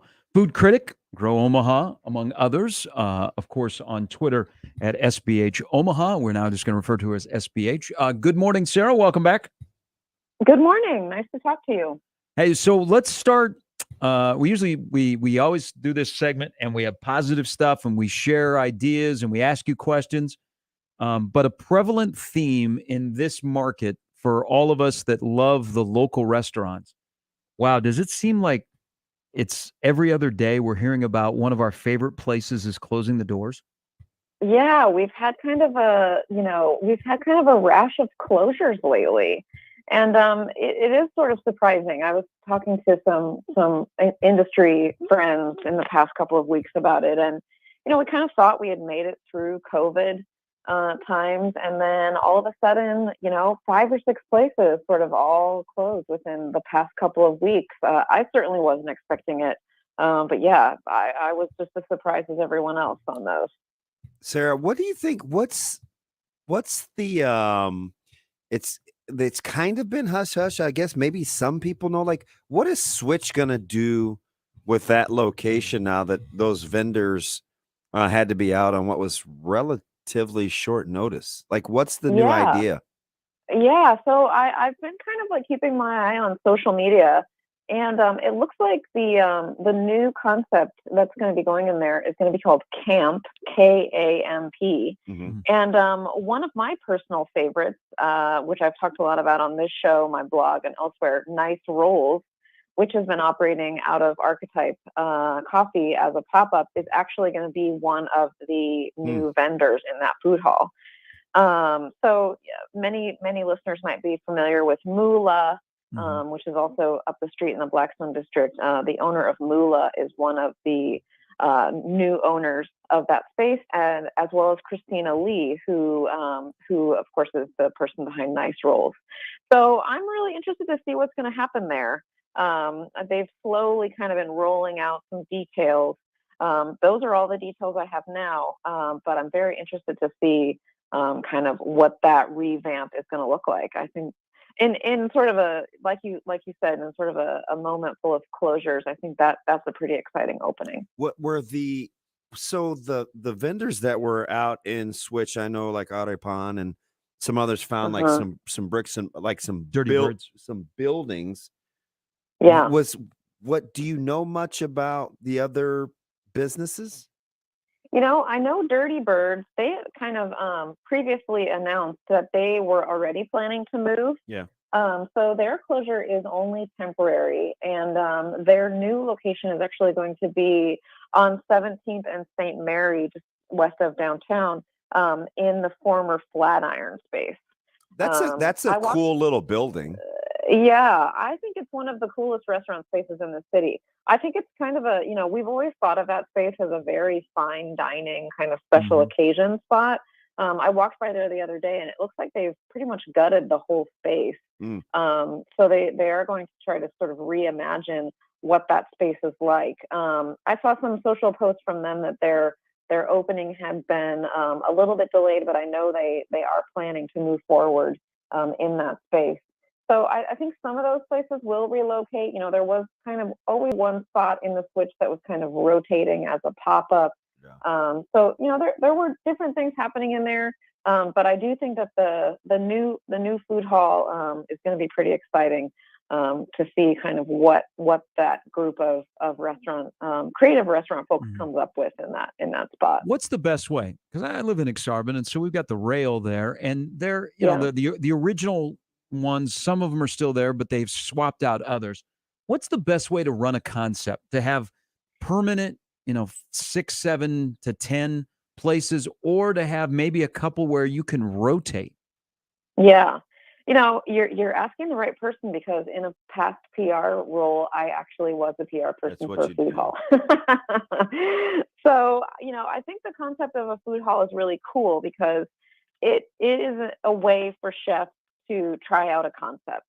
And so they don't have to put a lot of money behind it. They don't have to have rent on a space. They don't have to handle all of those kind of really intense startup expenses. They can try it in the confines of a food hall and see if people like it and see if it works. And I think Interrail is a really good example of, some of the concepts that were originally there. Maybe they just didn't work out. Maybe they weren't as popular as the chef owners thought they were going to be. And so those have rotated out in favor of some different concepts. And so I think keeping it fresh and giving chefs the chance to sort of try a new idea without having to put a huge investment behind it is what's cool about food halls. And there's actually been some of the newer vendors at Interrail have been really fun to try. Yep. And some of, the WD Raclettery, which is from WD Cravings, I think is a really, really good example of, maybe something that they aren't able to do in their West Omaha location, but they can try it here. I think that's just a really good example of somebody, taking a very cool idea that no one else in Omaha is doing and giving it a try in a place like Interrail. Speaking of something that nobody else is doing, I still can't get over, and I have to go that way all the time because I live in that northwest corner. There's Legend Sports Bar, Zestos, and WD Cravings, right? There's just not. It's when you're looking at kind of what's to eat and kind of in that pocket, WD Cravings. It's for what they do, kind of as in who they are. It's like them, and that's it. Yeah, and I think they're really, they're starting to become a little bit more locally well known for what they do. But it's a really interesting concept, I think. It's sort of a under the radar, but a lot of the food they do there is really high end, honestly. It is. And their chef owner is perhaps one of the best pasta chefs in the entire city. And so if you look at their specials, I think that talent really shines through. And that's just a really, a very cool kind of spot that I think a lot of people probably haven't tried yet. It's one of those breakfast places too, and it's not just breakfast, but and I'm not even talking about like the caramel muffins and stuff like that. I'm just talking about like if you want a sandwich, it's more than just the the egg, sausage, cheese kind of thing. I mean, they've got the chicken sandwich, they've got the meatball with the egg, they've got just the egg sandwich. Their versatility is pretty top shelf. Yeah, I would totally agree. I think their pastries and baked goods are great, but then there's so much more than that, kind of like what you're saying. I mean, they've got, they've introduced like breakfast burritos. They've got rotating specials. I was just showing Sharpie they're smoked. They have a smoked chili potato breakfast burrito. Like it's on a bed of scrambled eggs. Right. And to be such a, to do breakfast pastries, breakfast sandwiches, and then pastas, and across the board for dinner, and it's such a broad focus. It's focused, but at the same time the offerings are really diverse, and I think that's what's so cool about it. And it's also a good story. I mean, I remember they were at the farmers market, and they were more pastry then, and they would sell out. But if you weren't there by like 11, they were sold out, and they turned it into a bricks and mortar store. Right. Sarah Baker Hansen joining us here on Sharp Betting in the Morning.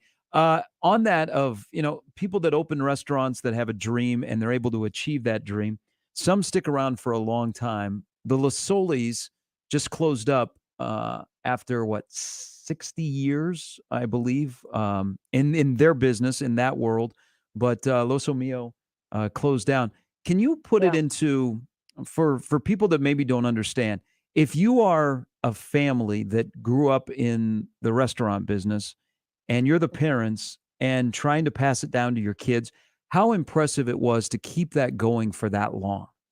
Oh yeah, I mean that's a really incredible run, and I think when you start looking at, Los Mio is one of those restaurants that kind of fits into this very, I think it's kind of a unique Omaha category. It's sort of like an old school Italian spot, and it's adjacent to like the old school Italian steakhouses. Like we all know those, we've all been to those, but for the same family to run that restaurant for so long, and for it to be sort of sustained in popularity for so many years, that really is something worth noting. And I think when I wrote the story earlier this year about Johnny's Cafe being around for 100 years and being in the same family the whole time, most businesses don't make it 100 years. Like that's a really rare thing.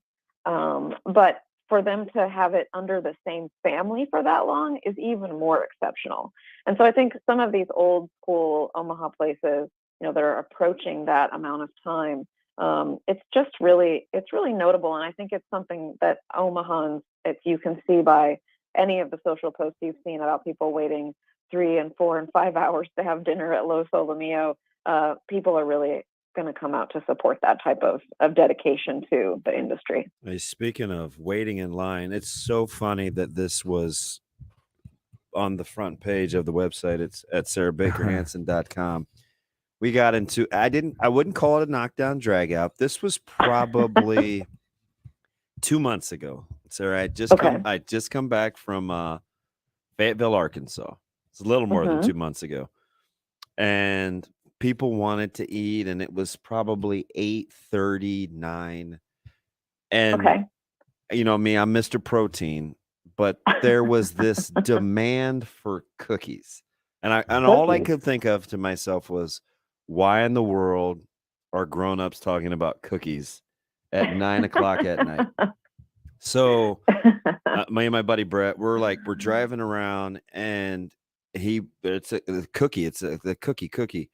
So we said, hey, Cookie Crumble, it's supposed to be really, really good.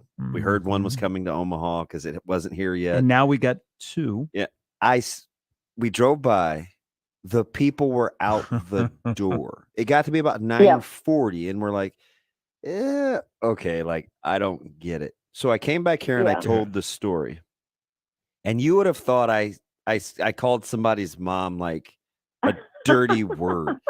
How dare you talk, disrespect the cookie, and in particular Cookie Crumble. I had no idea. This thing is a circus. Oh yeah. I mean, it was my most recent review, and I should say I actually have another review coming out in partnership with Grow Omaha later today, so I can't talk about it yet, but we'll talk about it next time I'm on. But I had heard about this crumble cookie place, and I, like we were talking about how people were waiting forever at Los Mio. Like I saw people waiting in lines. I talked to my brother-in-law. He was like, I waited like 2 hours in line for a cookie. I was like, what is the deal? And so, I decided to check it out. And people are really, really dedicated to their cookies, it turns out. And I honestly thought crumble cookies were really good. A lot of people balk at the price. But I felt like, the price and the experience that I had was great. I thought the cookies were really good. And like Damon said, you can read the full review on sarahbakerhansen.com. But it is funny when something becomes such a trend or such a moment where people are willing to wait for such a long time for something, that piques my interest no matter what it is. And they have one of the cookies. Then I have to go check it out. They have one of the cookies that I've talked about for probably, 10 years, as long as I've been behind the mic, an oatmeal frosted cookie with raisins. That one was, the one I had didn't have raisins, but it was one of my favorites. It's for sure. Like that combination. What's your favorite cookie? What's your favorite cookie? And I'll always say, oatmeal with icing or frosting, Mhm. and people look at me like I'm crazy. It's more of an icing than a frosting. Mhm. It's like what you'd put on, Yeah. Yeah. cinnamon rolls or something. But Mhm. I think that combination is unbelievable. Did you try the Twix?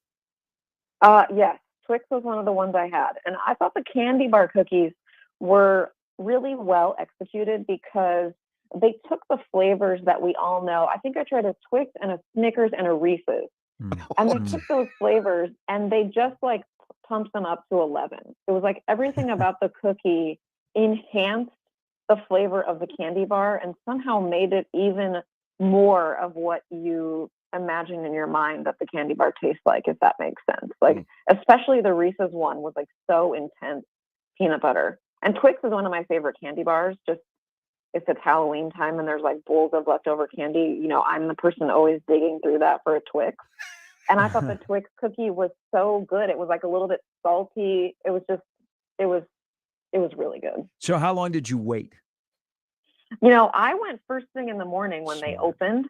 And so I didn't actually have to wait that long, but I was clearly didn't really know what I was doing because several of the cookies that I wanted were, not available. And I didn't realize that. And also they have Rice Krispie treats, which had already completely been sold out.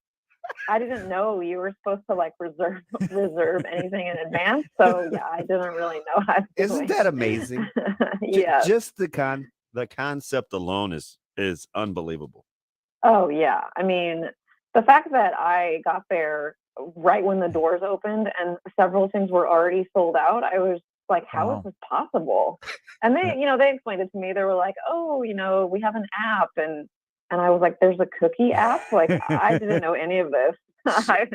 But yeah, there is a cookie app. So if you want to reserve in advance, which I think most people in the line that morning had already done, that's how you get it. That's how you get what's on the menu that day. And I know they're opening another location. So we kind of all grew up. If we were going to get a cookie, it was like in a mall. It was like in either the food court or it was a kiosk.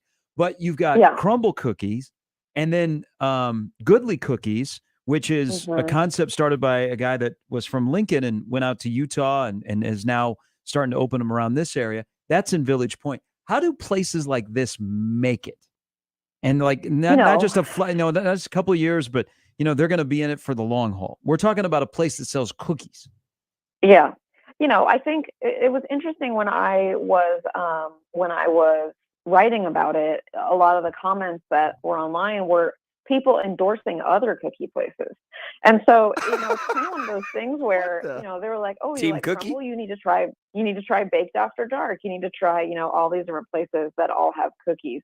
And what's really interesting about it is that I think, one new cookie place lifts all cookie places. Talk about Crumble, I think, has probably done well to increase business for all those other cookie places, local, not local. They're all sort of benefiting from being part of the scene. And I think that is really cool. Hey, so before we get out of here, because you and your wonderful husband Matthew live downtown, all the Ole Miss people have gone away. By the way, thank you to your husband for documenting their celebration on the street in front of where you guys live. Yeah. But I think we need to tip the cap for everybody that lives downtown or spends a lot of time downtown. What the city did with the Jean Leahy Mall is fabulous. Yeah, it's pretty astonishing. We went down there a couple times already this weekend, and it's so fun to see all of those people kind of enjoying the mall and taking advantage of it. And it's just so fun for us to live right near something like that. So I'm also really excited to see that food trucks are coming back. So that'll be great to take advantage of too. That is Sarah. As always, we appreciate it. Thank you. Thank you. Talk to you soon. That's Thanks, Sarah Baker Hansen. You can read her review of Crumble Cookies, which I've tried to go to, but the line is like enormous. I went last week. I went specifically to eat dinner out by Crumble Cookies because I was like, okay, when we're done eating dinner, it'll be like 8:30. We'll go over there. The line will be down. Not a chance. I didn't know that there was an app. Yeah, that's wild. I would probably try the Twix. I for sure would try the iced oatmeal. That's like my, I don't know if it's a dream cookie. I remember. Do you remember that whole Twitter thing I went back and forth with the Girl Scouts? I was like, if I could, we were gonna have the Sharp and Benning in the morning cookie, the if I black could and bu- white cookie. If I could build the cookie, it would be kind of iced Yeah. oatmeal with caramel drizzle, and there was a few grocery stores that like you could buy them in like prepackaged, and those are now hard to find, but those were that's like the jam. But I definitely would try the Twix, because if I was going to eat chocolate, Mm-hmm. the Twix would be my that would be my thing. Well, maybe during the break we'll download the app and we'll order some cookies. Take care of Chance for being in this week. You can read Sarah's review and her upcoming review. You can follow her on Twitter, SBH Omaha. Steve Sipple is coming up here in a little bit. What will be like 3 weeks from now, the morning after Nebraska makes an appearance at Indy? What will be the storyline? Hustle back and get ready for camp. Yeah. And pretty much. And hot seat. Yeah. You know that's coming. It'll be interesting to see how those questions form. I think a lot of national people will be there. But then who will Nebraska take? Because I was a little surprised Adrian Martinez is going for Kansas State, but then you step back and you think, well, okay, it makes sense. It's going to be their quarterback. People would like to talk to him. He's been on a few of those now, hasn't he? Every year this dude. So It's will four, this right? Will this be his fourth? Yeah, I think it's 4. Wow. 4 media days in your college football career. Very few people have done that. Also, Mitch Sherman will stop by. Ask us anything. Your chance to win a gift card from Oscar's Pizza and Grill. Have a chance to get in a couple more questions. Send them to coliver@nrgmedia.com. Ask us anything for a chance to win from our good friends over at Oscar's 173rd and Center or 162nd and Maple and Bryan. Edwards will help you get right for the weekend. It's all still to come in the last 90 minutes of Sharp and Betting in the morning on 1620 The Zone.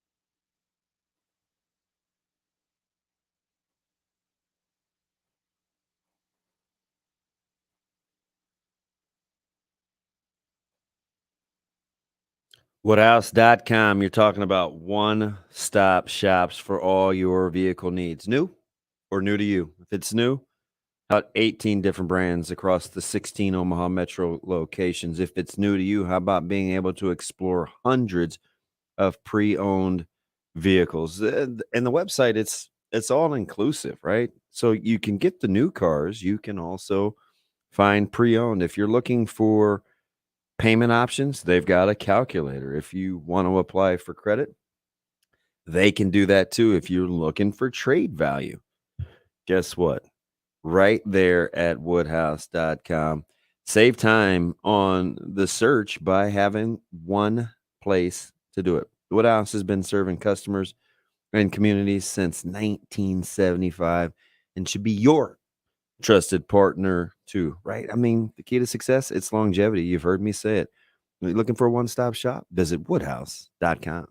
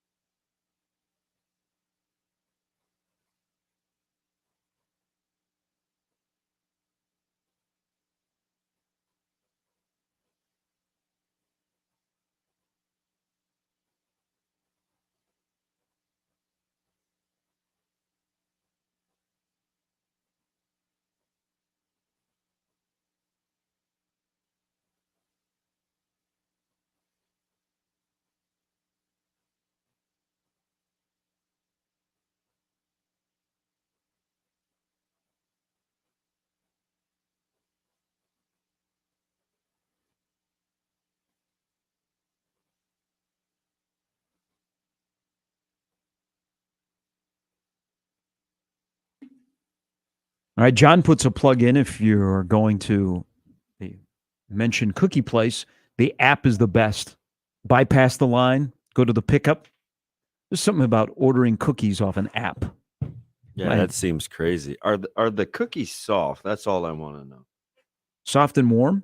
I don't like hard cookies. You know what I mean? Me neither. But you want them warm, right? Warm and soft? Yeah. Okay. I can even do without the warm. So just soft. Yeah. Okay. As long as they're soft, I'd give it a try. If they're crunchy, that's not really my jam. If you've missed any of our segments, you'll be amused by how Chance is labeling them this morning. I just saw our discussion about the CBS list of Big Ten coaches. On the radio replay page, it has stripper names and Big Ten coaches. Listen, you got to drive those clicks. We didn't. The only people talking. What about would Scott Frost's stripper name be? Damon? I don't even remember that. At least you're trying, Chance, because last week on Shane's last week, Oh, there was just like a couple of days. What did he say? One was like was One was just and junk. Some more junk. junk and some more. It was like, I'm just counting down the hours till I'm out of here. What is this segment? Junk. And then people were getting at Shane. Well, what is this? What are they talking about? Shane would go, junk. Yeah. Oh, well, people were giving him a hard time too. Remember about labeling the podcast correctly. So I think he was just being petty. Speaking of Stibbs, every once in a while he'll pop up just lambasting the podcast names. Oh yeah. Yeah, I'm telling you, man, Stibbs is tough. Not everybody is as professional as Michael A. Stibbs. Living a Diehard good- Chiefs living- fan. Living a good life. All right, Sip is coming next on Sharp and Betting in the Morning.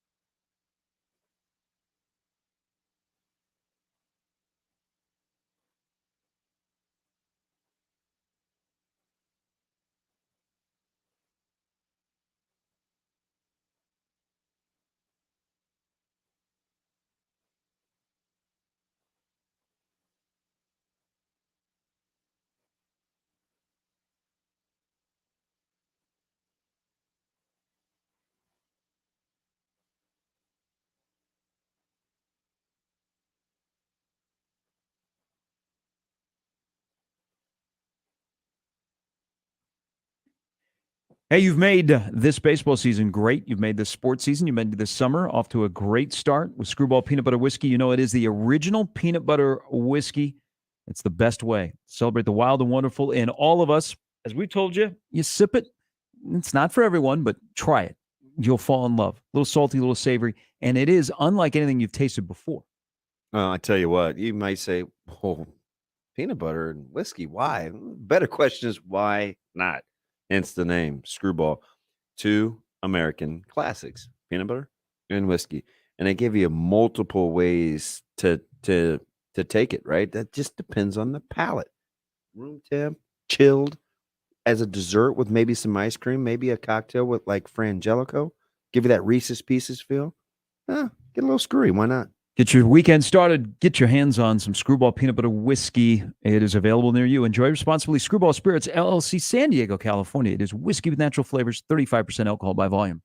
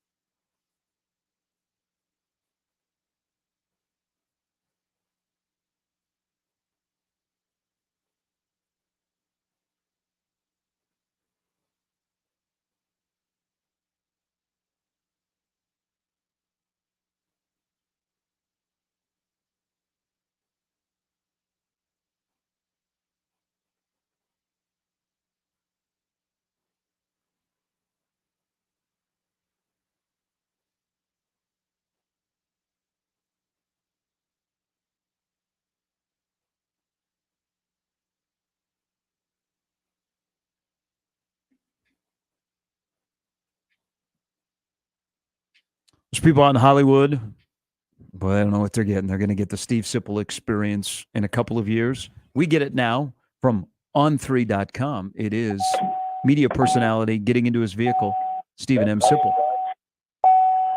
Hey guys, Hey, can you hear me? Yeah, we got you. I can hear your beeping too. Are you getting into or out of your vehicle? That's a good question. I'm getting into my vehicle. I'm going to drive doing this, which is all that's always a little bit. It's always a crapshoot. Appropriate. Yeah, but I can do it. Let's do it. Hey, did you enjoy your conversation with Coach Brown? Yeah, I mean, you always enjoy your conversation with Coach Brown. It makes you feel better about the world. So yeah, he went over to Warsaw, Poland, and he worked with a lot of Ukrainian youth who were there as refugees. It was fascinating. Well, what Steve Glenn, the former Husker, is doing there is fascinating. He's literally filled up a hotel, in his dime in Warsaw that's taken in refugees, some of whom have, hiked 14 days to get there. So yeah, it's pretty interesting. It's beyond pretty interesting. It's fascinating and inspirational. Hey, so we are 51 days away. We're about 3 weeks from camp. Nebraska is still over in terms of scholarship guys. They updated the roster yesterday. Any takeaways from what you sifted through? And should we expect anything here soon about maybe some defections or some guys that are no longer on scholarship? No, first of all, you're giving me way too. I didn't work yesterday, so I didn't sift through anything except the I-80. So I didn't sift through. Now I think what you do in this day and age, though, I think one thing that you could consider in this is there doesn't have to be attrition. What you can do is put some prominent players in an NIL, in an NIL situation and take care of the scholarship that way. I think you gotta look at this conversation in a very modern sense. I think I know a couple of the players where you could do this. I don't feel comfortable naming them, but I think that's where it's headed, Gary. I think it's more about you don't have to make any big moves. You can just take some players who are on scholarship and keep them on scholarship by giving them NIL money. It's like a scholarship. It's just not a scholarship. It's not a conventional scholarship. And that'll happen all over the country. And I think it'll happen here. I think it's happening here. Hey, Sip, so how much attention Do you understand what I'm saying? Yes, I do. Sip, how much attention would you pay here going forward to actual scholarship numbers now that you're elbow deep in the recruiting world. I mean, will you be counting? I'm kidding. Will you be counting scholarship offers? I don't do that as much as you do, or as much as Parker did, for instance.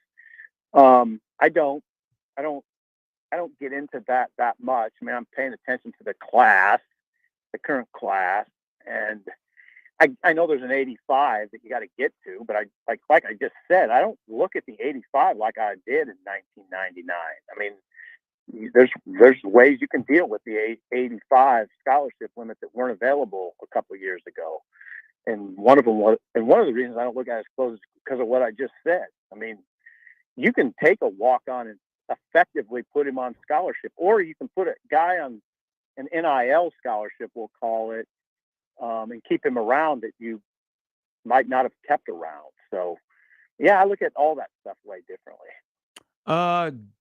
Good week, okay week, bad week. How was last week for Trev Alberts with the coming up on the anniversary of his employment as athletic director, the 1-year anniversary of name, image, likeness, and of course the biggest thing of the Big Ten going to the Big 16? Oh, I mean, I think it's a good week for the Big Ten. I think it's a real good week for the Big Ten. As far as the 1-year anniversary of NIL, you guys talk about it all the time. Everybody talks about it. There's things that you have to work through. I thought it was interesting that Trev Alberts said that he feels some discomfort about the third parties that are involved in NIL, i.e. the collectives. And he voiced that. He didn't want to go too far down that road. But, he said that in response to Gene Smith, the Ohio State AD, saying one possible solution to some of the problems is moving the NIL operations in-house. And that's what elicited Trev's answer to my question, which is he answered my question about that by saying, I just don't think it feels right, is what he said. I don't think it feels right to have third parties involved, collectives, in Nebraska's case, ABM. And it's, for people that aren't in this world, that don't follow it, I mean, you're basically, ABM, athlete branding and marketing, is soliciting funds from basically the same, well, not basically, but in effect, the same donors that Trev goes to, I mean, so it sort of creates confusion, and that if you had it in-house, it would sort of eliminate some of that confusion in his mind. So that's where he was coming down. But I think it was, Trev just has an enormously difficult job. Okay. And I think he would tell you, this isn't really what he expected. Yeah. It's a much different AD job than anyone could have expected at Nebraska right now. So he says he's felt like he's been in it 10 years. When you're talking about like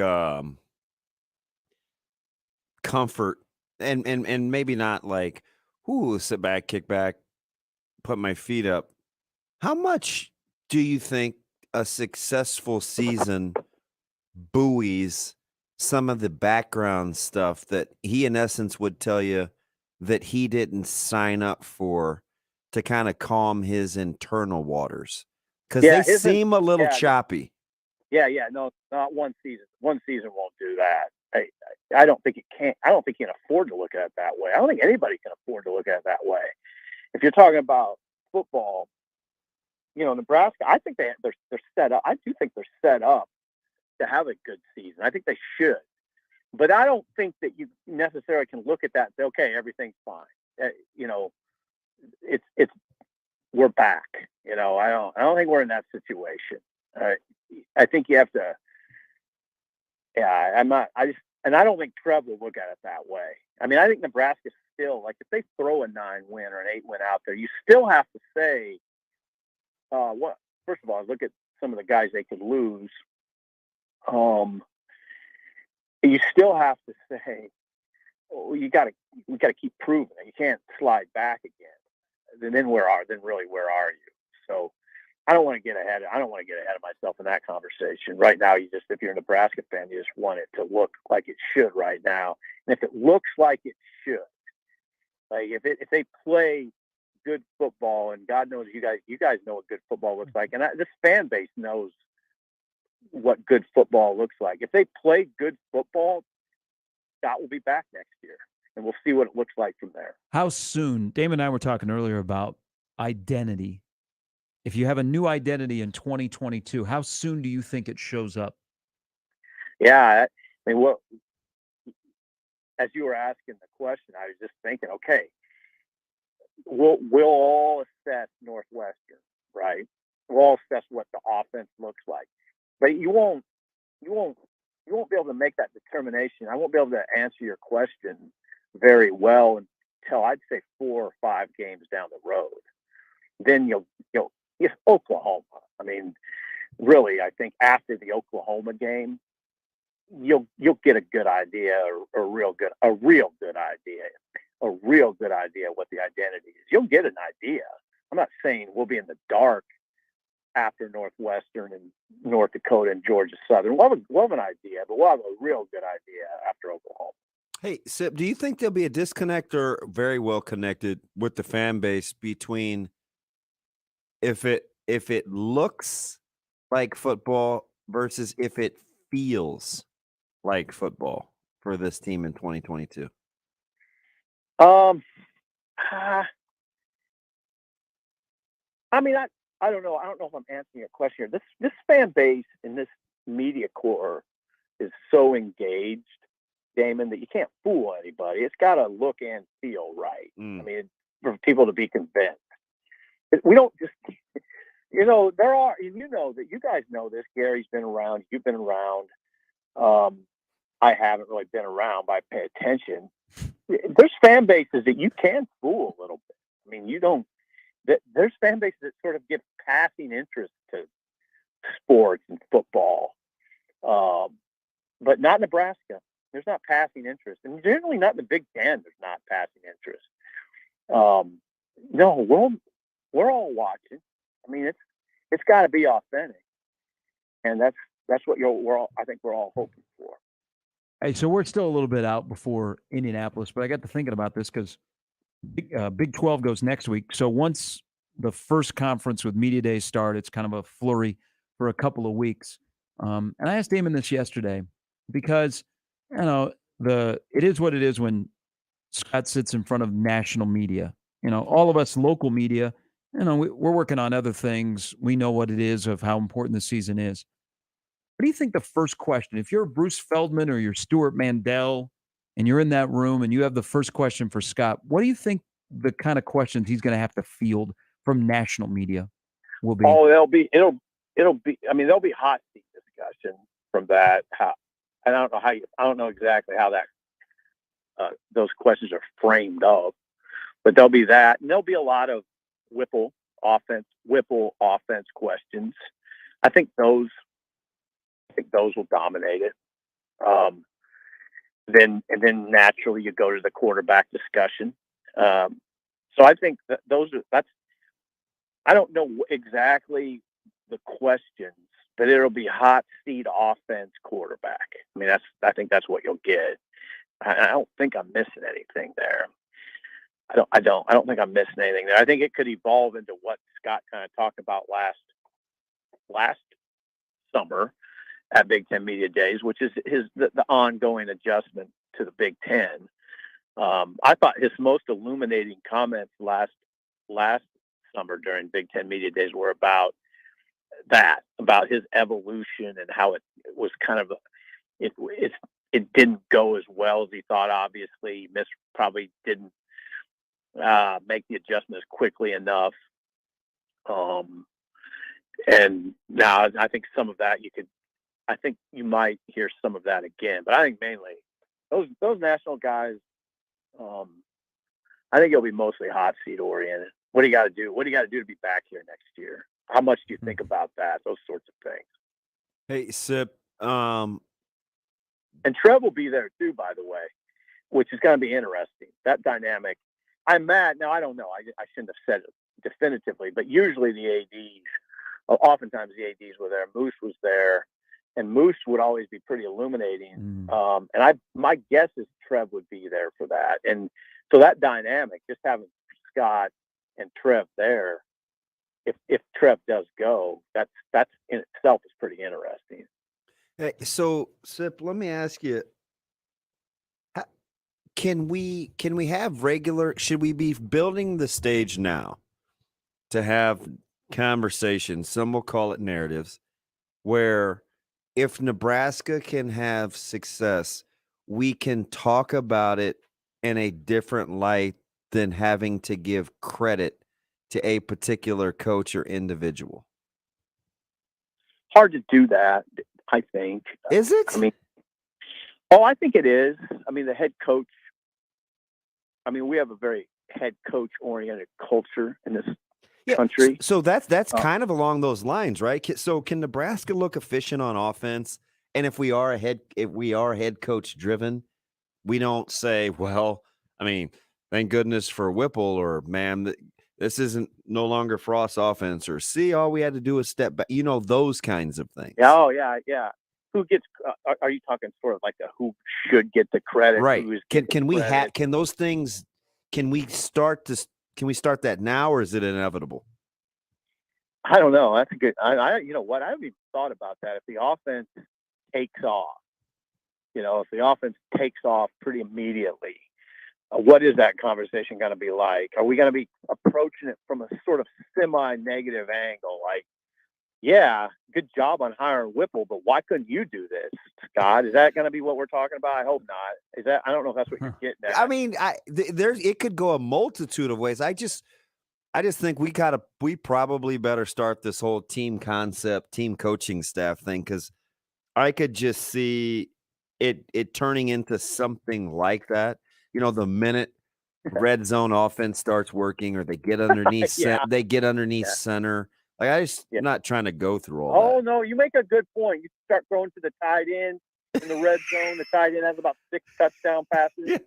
The ball goes into the end zone on a pass from inside the red zone, which almost never happened. Oh, yeah. You know what, though, Damon? I always try to lean toward the positive. I hope we're having that conversation. I think you should maybe hope you are. If that's what you're having, then it means it's probably going pretty well. Yeah. I mean, especially in a context of what I think should be a good defense. I mean, my whole outlook on the defense changed dramatically because of the portal. If they can get the offense going, again, they should be pretty good. This should be a pretty good program right now. I think the defense should be. I'm not saying it's a top 30 defense, but I think it could be in that range. And I do believe that the pass rush is going to be real this year. It's just hard for me to think it won't be. I mean, if they use those pieces, and I'm talking about O'Shawn Mathis and Caleb Tanner and Garrett Nelson, Ty Robinson to a certain extent, Jamari Butler, even Gunnarsson. If you use those, you've got some guys. There's no reason they can't be a good sack team. That you got the guys now. There's no reason you can't be a good sack team. Makes that back end all that more important, right? Can you get some help from Hill and Omar Brown and Buford and it's big. Those guys got to step up in a hurry. Yeah, they do. And then again, now people say, well, what about linebacker? Well, you should be pretty good at linebacker. I mean, mention Tanner and Garrett Nelson. Oh, that second level is the least of my concerns. Yeah, the inside guys, if they stay healthy, which Nick Henrich did last year, if they stay healthy, Henrich and Reimer can be better than average guys. I mean, those can be linchpin guys in the middle of the defense. It's got to stay healthy because you don't have a lot of experience backing them up. I agree. Sip, we appreciate it. Hopefully you've made it to your destination safely. I just parked at Michael's Arts and Crafts store. Now I'll resume my. You get that Pinterest game right, Sip.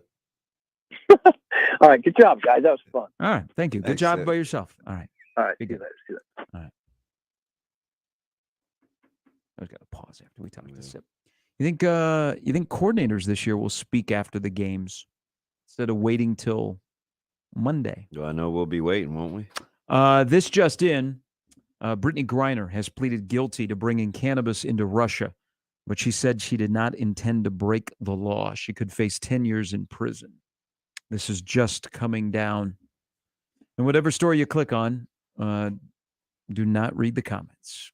All right, 8:59. Last hour coming up. We got Mitch Sherman from The Athletic is next. Ask Us Anything, and Brian Edwards.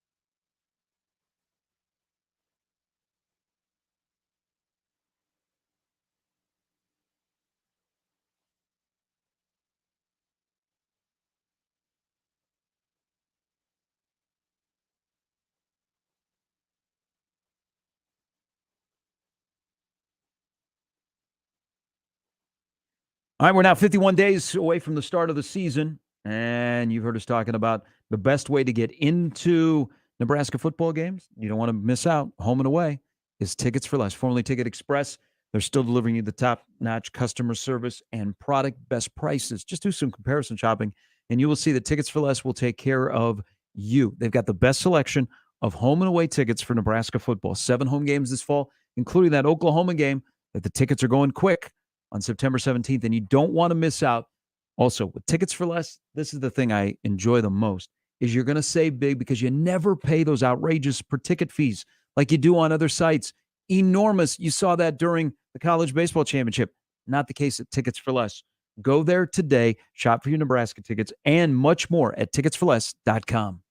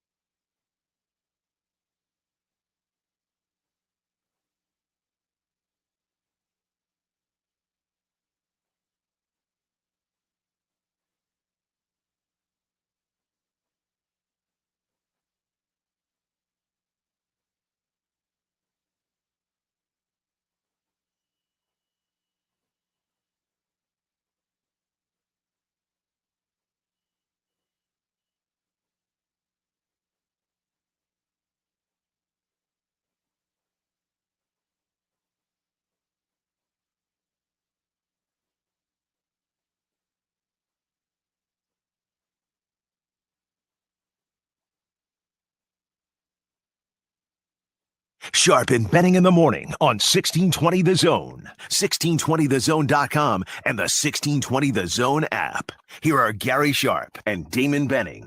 The edge. 2-2 pitch. Shohei with a ground ball. It's going to skip through into left center field. Angels are going to get a run on the board right there as Shohei delivers. A couple come in as the runner from second scores as well.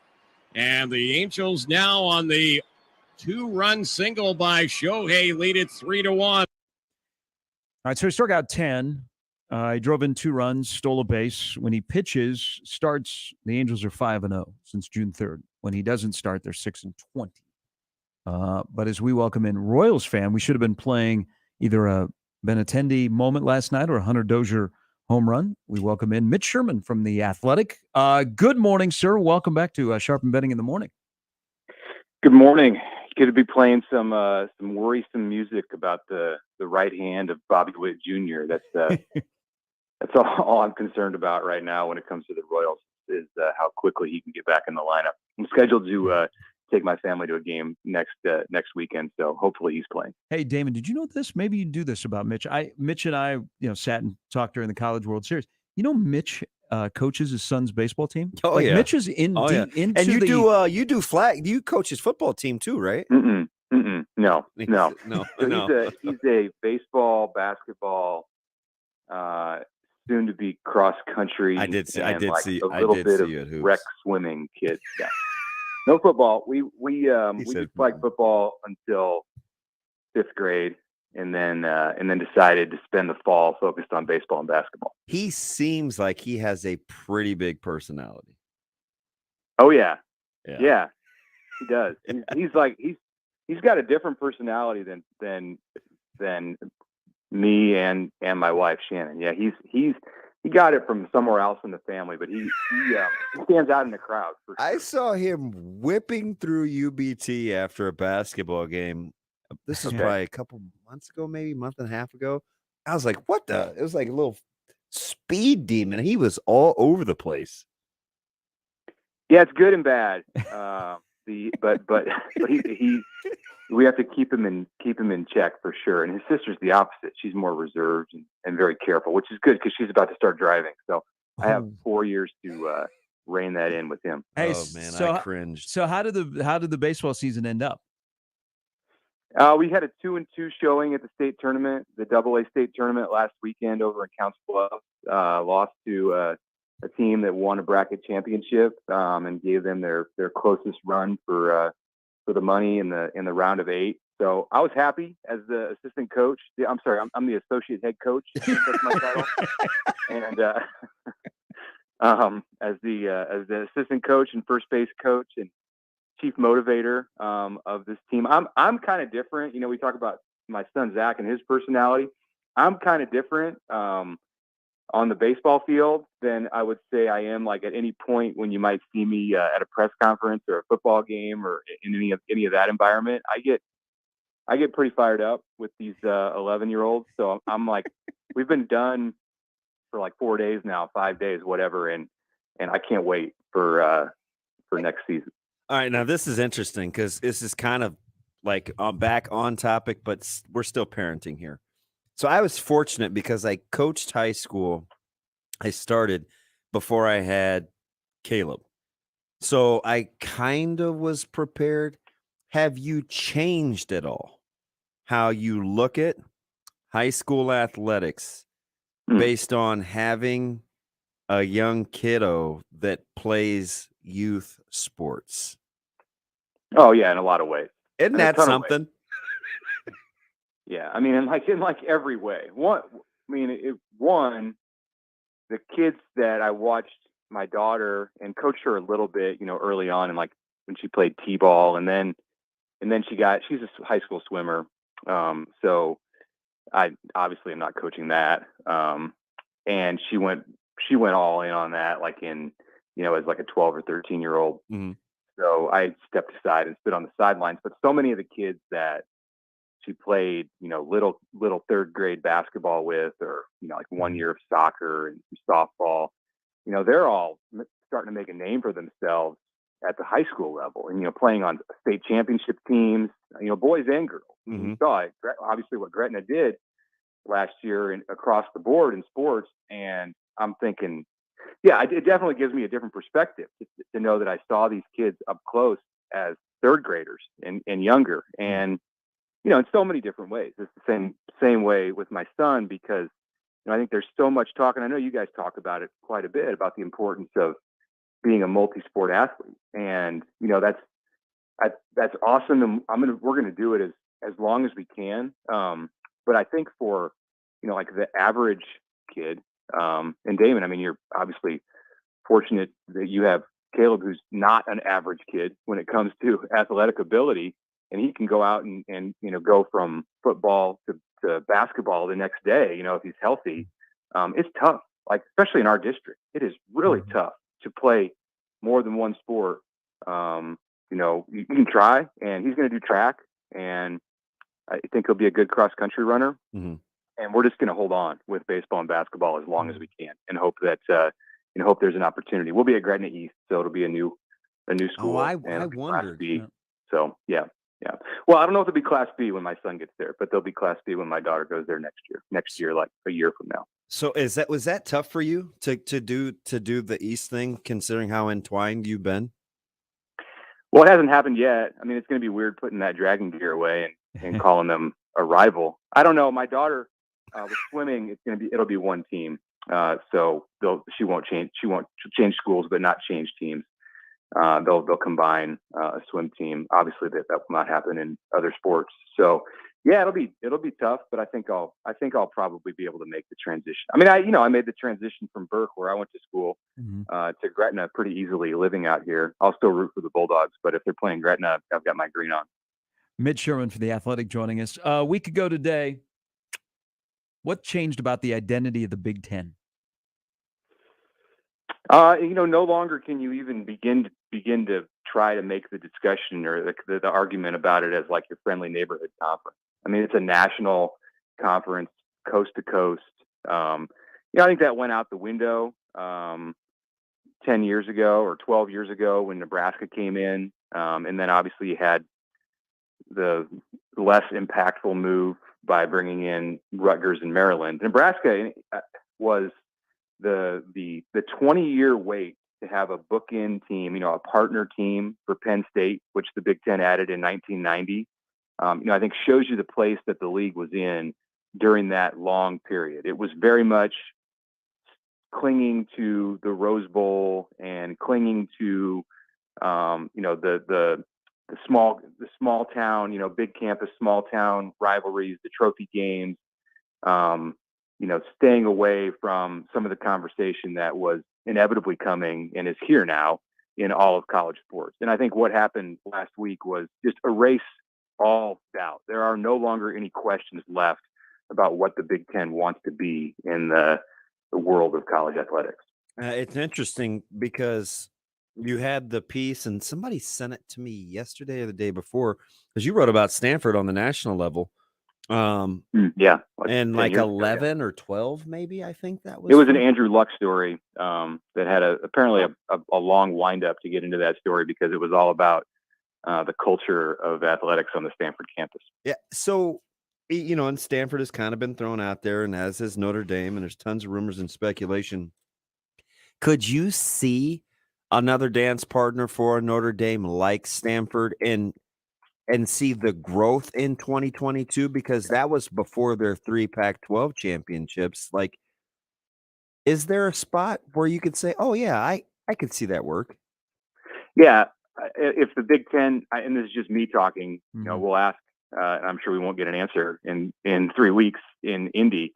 If the Big Ten could add Notre Dame and Stanford tomorrow, I think it would be a done deal. And Stanford's not going to bring the same thing. I agree. As Notre Dame in terms of the amount of money that they might add, the value that Stanford might add, just financially. There's a huge value in prestige and academics. And hey, all of a sudden, Tiger Woods and Andrew Luck are alums of a Big Ten school. That would be incredible. But it's too good to pass up, especially as a partner, a dance partner with Notre Dame, and considering the just the need. I think there's a need for something more on the West Coast now as you begin to look at scheduling in the future because of UCLA and USC. You can't have Nebraska play both of those teams every year in football. So they really do need something else out there. And I think, I mean, for me,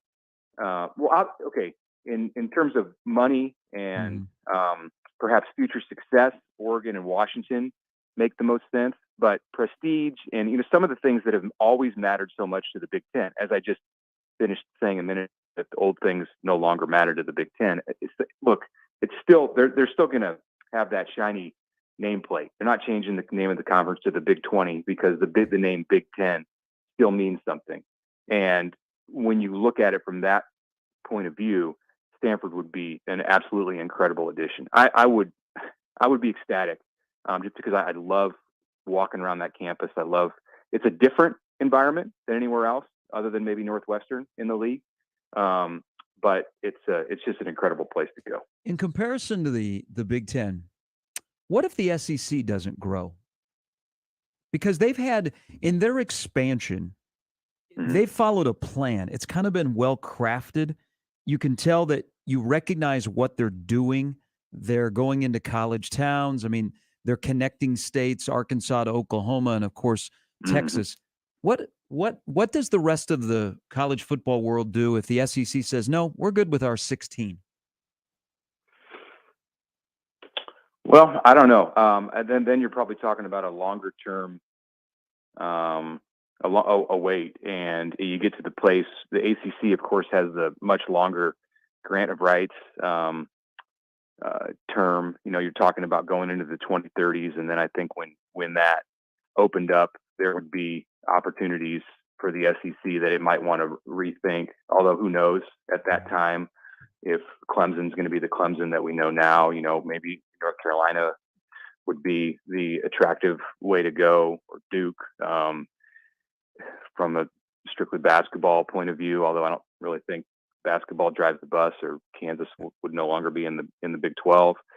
I don't. It's a good question, Gary. I haven't thought about it because I guess I'm under the assumption that the SEC is going to look to continue to expand, and nothing would make Greg Sankey happier than to be able to swoop in and take Notre Dame away from the Big Ten's the Big Ten's desires. I think the SEC would also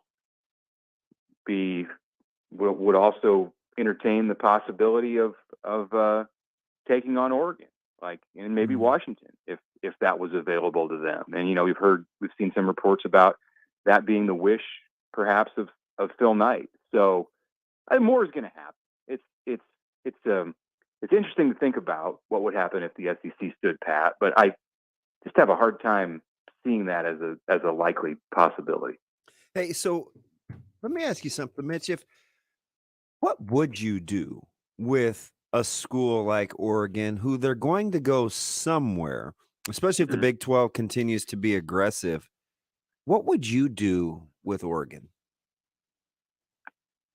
If I was the Big Ten, yeah, just like the czar of college sports. I'm sure the Big 12 would take them for sure, but the Big Ten, obviously, the story goes, hey, they've been told to stand pat. Them and Washington applied at the same time as USC and UCLA.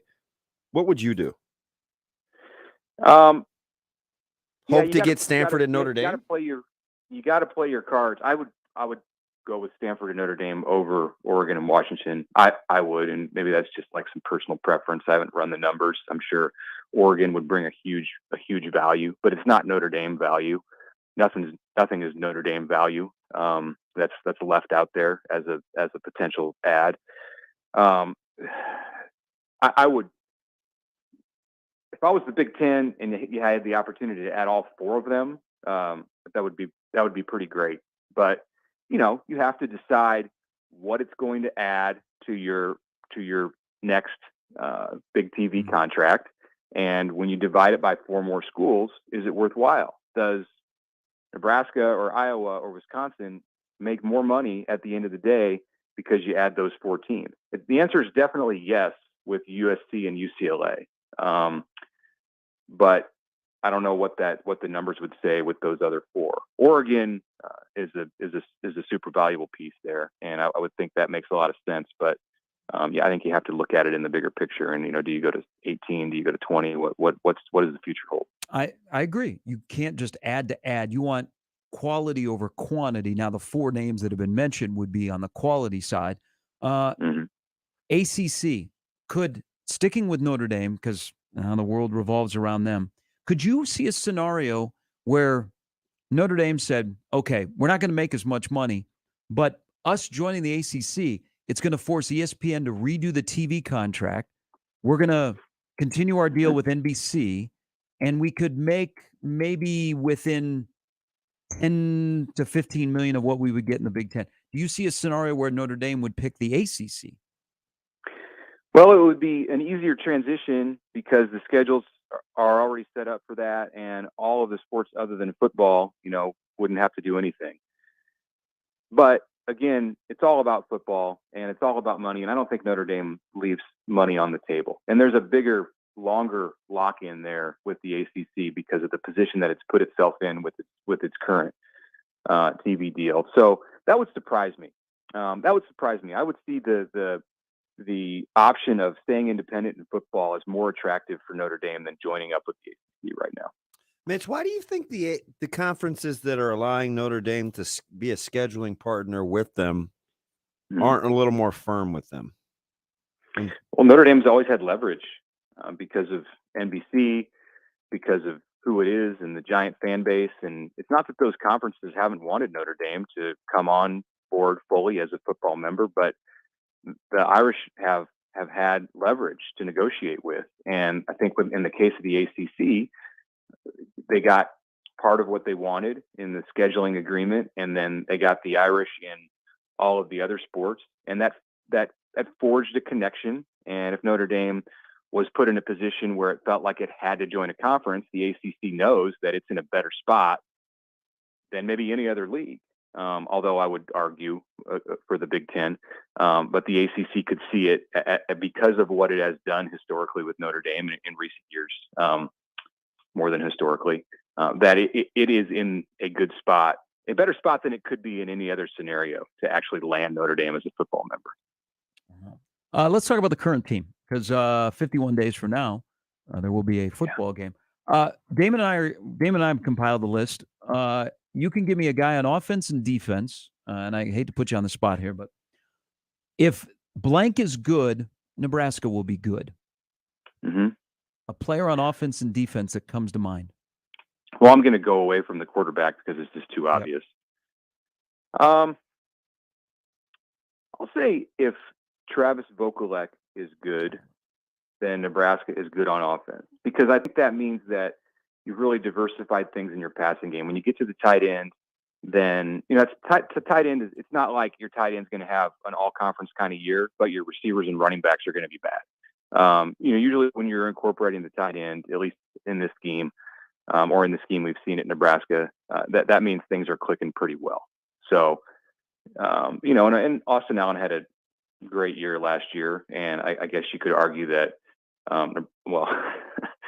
my argument falls a little bit flat there, because it wasn't great all around. But he was such a dynamic player, and he became really the number one option for Adrian Martinez. I don't think that Travis Vokolek has that same kind of ability, that same kind of skill, but he definitely has it in him to be, like a third team all Big Ten kind of tight end, which would be really good for Nebraska. And he brings other things to the table too. He's a devastating blocker. So if he's had a great season, to me, that means he's factored in your passing game, but even more so, he's opened things up for those backs who it goes without saying, the backs and the quarterback, the running backs and the quarterback need to be good for Nebraska to have the kind of season that it wants offensively.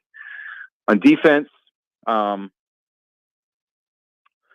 just say Garrett Nelson. That's probably the obvious choice, because if you're getting pressure on the quarterback, then you've made an improvement. And we see what Nebraska is now officially embracing the the labels on defense that have been apparent for most of the last 2 years. You see the rosters out now. I'm sure you guys have talked about this. And you've got edge rushers, and he's one of them. He's one of the premier ones. So Nelson and Tanner, Caleb Tanner in tandem. If they're having a great season, then I think the Nebraska defense that means it's getting pressure on the quarterback, and that will lead to good things in all around. I had Vokalek as well. I'm glad we're thinking the same way. Hey, before we let you go, we were talking on social media a couple weeks ago. We were talking about hotel stories, and you said you had a great Steve Pivovar story to share. Yeah, I looked back at this when I was scheduled to come on, and was hopeful that you would bring the conversation back to this. So I had to get my memory going. So you were talking about terrible hotel stays, and in my early days at the World Herald, Piv, the late great Steve Pivovar, he did all of the travel. He arranged all of the travel, and then he would get all the points. Now that wasn't going to fly with like older me, but when I was 23 or 24, I didn't know any better, and I guess I was a little bit older than that, because we're talking about the 2000 Oklahoma game in Norman, and things are starting to happen for Bob Stoops. I'd have been 25, and so Piv booked me to go to Norman early in the week, and I would stay all the way up through the game and write stories about Oklahoma. Go see Barry Switzer, whatever. Do all the stories around Norman. There's plenty to write about Nebraska and Oklahoma at this stage. So sent me down there, and I was booked at a Marriott, which was the key for Piv, but it wasn't a normal Marriott. There is a Marriott hotel, I believe it still exists, although I'm not sure if it's in its current form, that is a postal training center, in addition to being a hotel. And it was like being in the smallest freshman dorm that you could find. There might have been like a little shoebox-sized refrigerator in there, and then a small bed, and that was it. And I walked in, and if this had been me 5 or 10 years later, I mean, obviously now, I would have walked in probably the lobby and then canceled the reservation and walked out. But it's not how it worked back then. And Piv, he didn't care. He was racking up his points, so Piv family could go on vacation in the summer, and young Mitch was staying with the postal service workers, like eating in the cafeteria. I think I might have done that once. It was not a hotel. It had a Marriott name on it, but in no other way was it a hotel. Maybe on the weekends when the Sooners were in town, it filled up with fans from all little towns around Oklahoma and Texas who were Sooner fans, but not Monday through Thursday of OU Nebraska week in 2000. Wow. It was terrible. I'll just leave it at that. Did you ever tell Piv? Oh yeah, I think I called him the day I checked in, and he's like, you're good. You can gut it out. I'm like, well, there's like a courtyard up the street. I might be able to get in there. And he's like, no, just stay at the Marriott you're at. I'm sure he got more points from me staying at that one versus a different hotel in the property chain. Classic Piv. Mitch, as always, we appreciate it. Good seeing you at the College World Series, and I know we'll be seeing more of you as we're back onto football. For sure. All right, take care, guys. Thanks, Mitch. It's Mitch Sherman from the Athletic. Those points, man. That's why I love me some college basketball season. Oh yeah, you get those? Check out and you go, yeah, Sharp, what room? Can I put this on my? Oh yeah, what's your number? Oh, that's see. This is also the time of year, like for basketball coaches. Do that. Well, what has happened in the past is the person that books all the rooms gets all the points, and then people that have Marriott go and double dip. It's a basketball thing. I mean, look at travel basketball. Look at all the points that are in for hotels and travel basketball. Totally. All right, we got Ask Us Anything coming up next. We got Brian Edwards as well. I'm glad I had Vokalek on that list. If blank is good, Nebraska is good. I had Bleak Road as well, which is he's number one for me. If you have a place kicker that can put points on the board, then that's a good thing. Tanner Newsome Palmer rounded out my 5. Well, I did top 4 on offense, and I did 3 on top 4. I did 4 on defense and 3 on offense. So I went with Ben Hart, Vokalek, and Trey Palmer on offense. And I went with either inside linebacker on defense, Buford and Ty Robinson. It would help if, I almost said Miles Farmer, because I think Buford and Miles will probably get the first crack at it. Mm-hmm. I think Omar would be a backup safety. You need Newsome, Hill, and some form of, like Gould or the next guy up and Braxton Clark to be okay. Yeah. That's how I'd look at it. But we'll continue this discussion tomorrow. And we say good. I was thinking in contention to be possibly all conference, which would be good. Yeah. I mean, good is. Or you could take it as better than they have been in their career at Nebraska. Yeah. Who's your nickel? That's going to play nickel this year? Yeah. Who are we playing? And what down is it? If you use a nickel. I like Isaac Gifford. Yeah, that's what I go with too. That's what I go with. I don't feel comfortable with Klarvik playing nickel. I don't think Nebraska feels comfortable. Now, I would feel so much better if Isaac Gifford was a little bit bigger, but that's where I would we kind start. of said that about Doman too. Gifford comes across as a small 200, but I know what I'm gonna get out of him. Man, that dude hits. And that's what I'm saying. I know what I'm gonna get out of him. Yeah, he's a physical dude. I like Gifford. I hope he wins that job. But I think you will find as the season unfolds that they may have some options that they're working in. Well, try some guys. Yeah. Yeah, that's why I said some combination. So it'll be some combination of Clark, Newsome, Hill, Farmer, Buford, and Gifford. That'd be a good place to start. Is that 6? I'd give you, yes, 6. And then, maybe, Omar somewhere around there in that safety spot. All right, ask us anything. Chance to win a gift card from Oscar's Pizza and Grill. Brian Edwards is going to stop by. We're going to talk about USC, UCLA in 2022, and also we'll touch on Notre Dame, all maybe future members of the Big Ten, at least 2 for sure. That's coming up next. Sharp Betting in the Morning at 1620 The Zone.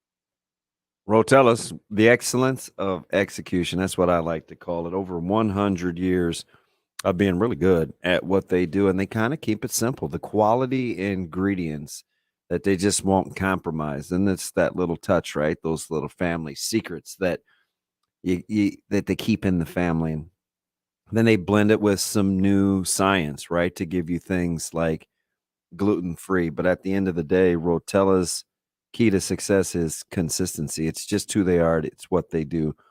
From the burger buns to brat buns to hot dog buns to the brioche, like I said, to gluten-free.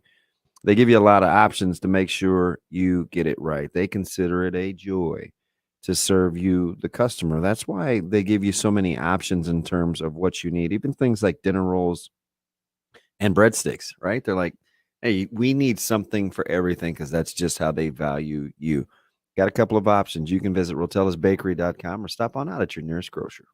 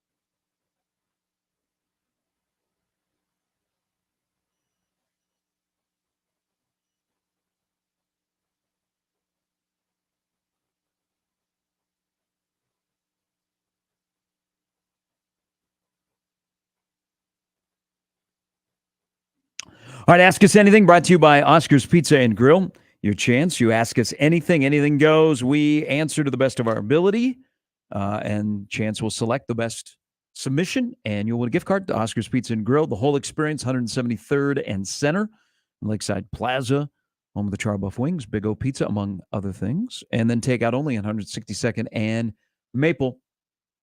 Are you ready, Chance?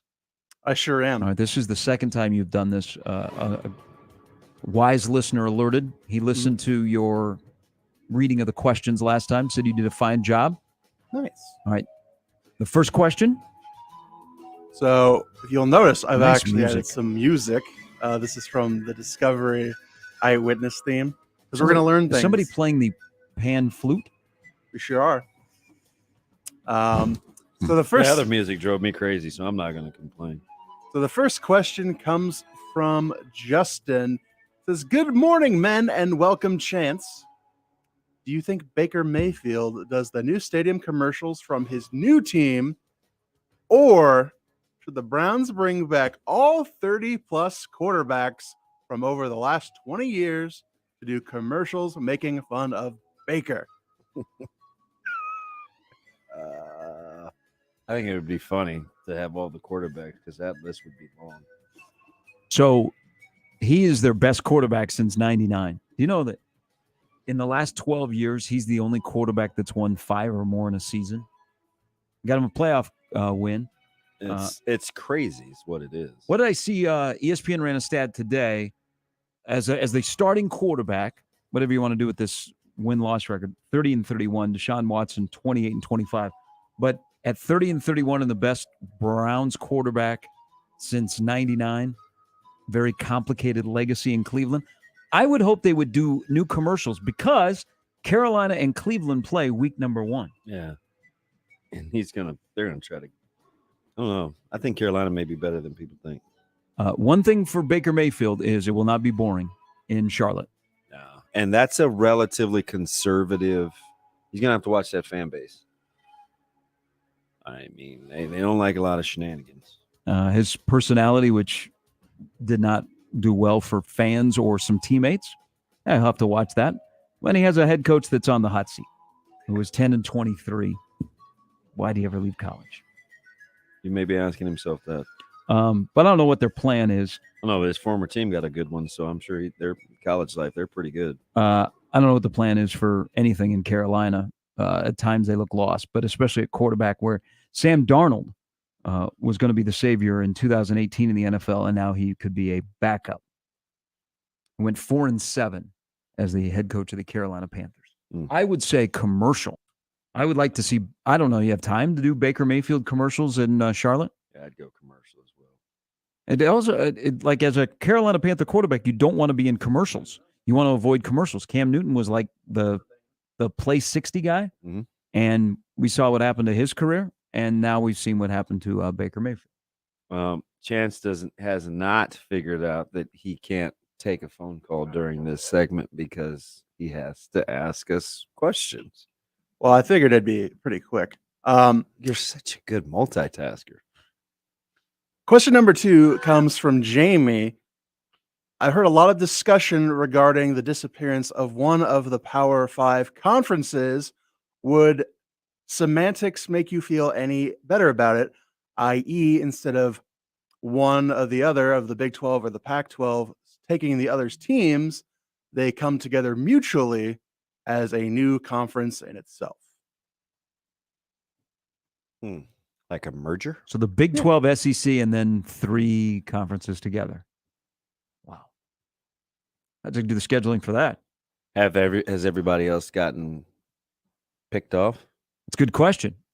If so, that'd be fine. You guys are over there. We're fine with our 24.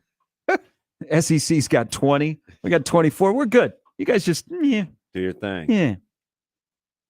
I mean, the ACC to survive has to hold on to their football brands and convince ESPN to talk to Notre Dame. I mean, Notre Dame could have Fox talking to them or ESPN talking to them.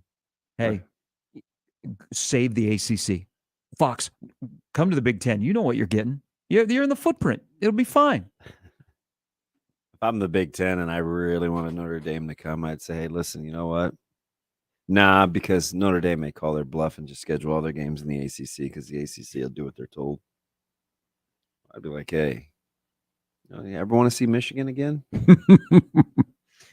Do you just want to play the service academies and everybody? Do you ever want to see ACC? USC again?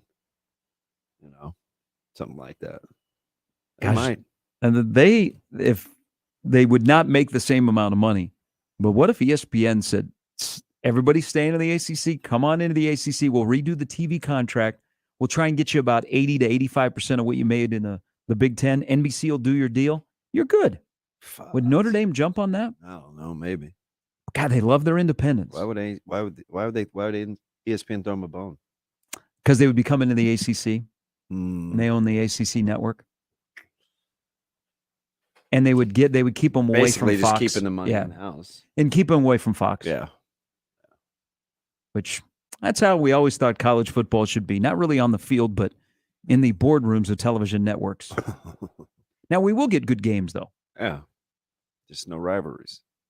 Our last question comes from Connor, and Connor wants to know, gentlemen, what is your preferred way to pass the time when you make your way to the bathroom? Are you read the literature kind of guys? Do you have a favorite app, or do you just like to sit there and think about life or maybe just focusing on your task? Thanks. I'm a phone guy. I don't take that much time, so I'm not much of anything. I'm a phone guy. Wait till I'm a scroller. Wait till the last minute. Get in, get out. I'm a scroller. Oh, so you got that time? You got that time down? I mean, pretty much. Yeah. I mean, I got a little experience. Been doing it for Yeah, almost 50 years. Yeah, almost 50 years. I kind of know. Yeah. I'm a scroller guy. Plus, I eat a lot of the same. You have specific times of the day, like the guy that used to sit in Chance's seat.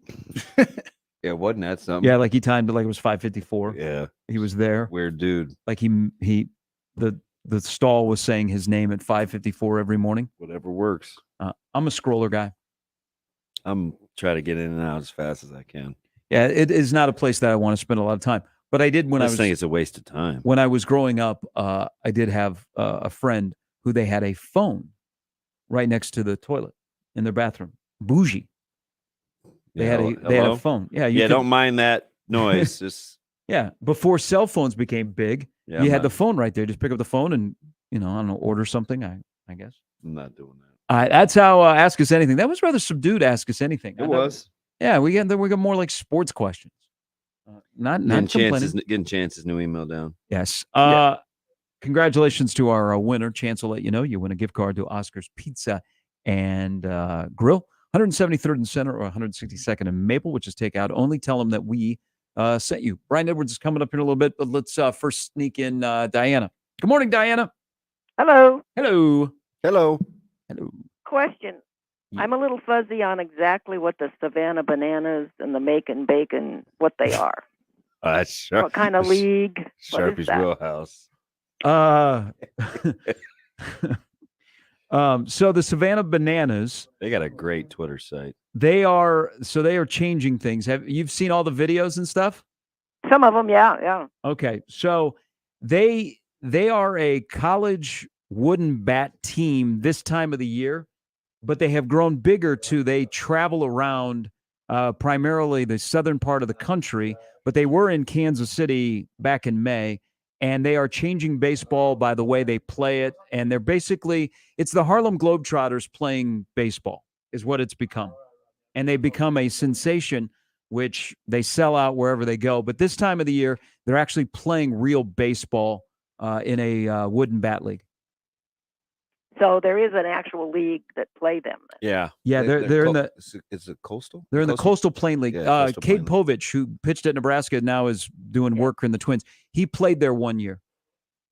Huh. Yeah, but It's when like the Cape Cod League or something like that. it's on a much lower scale, But yes, but yeah, it's college league kids. like that. Yes.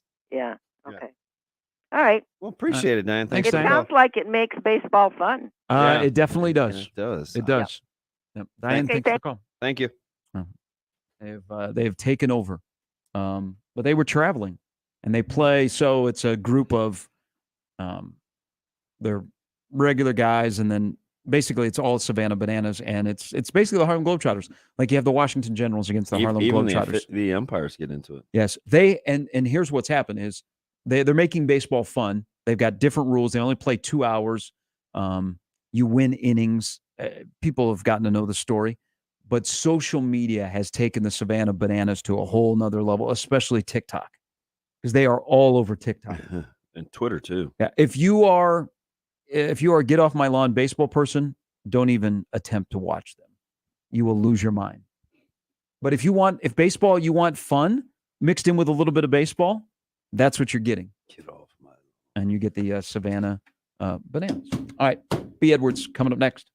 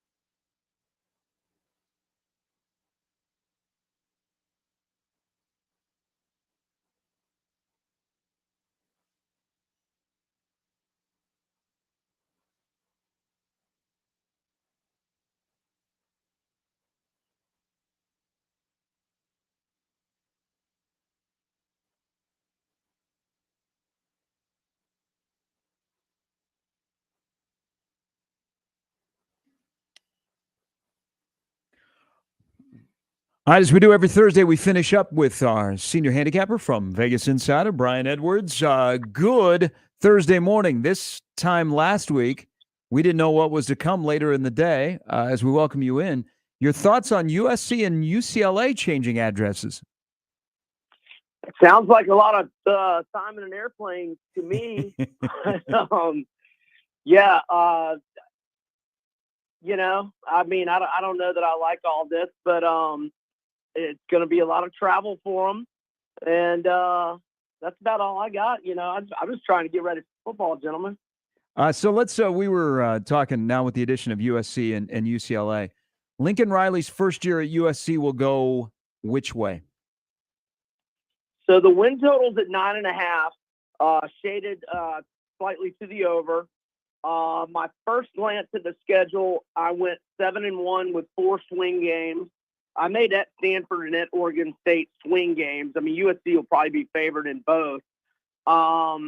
Let's be nice and say they get those 2.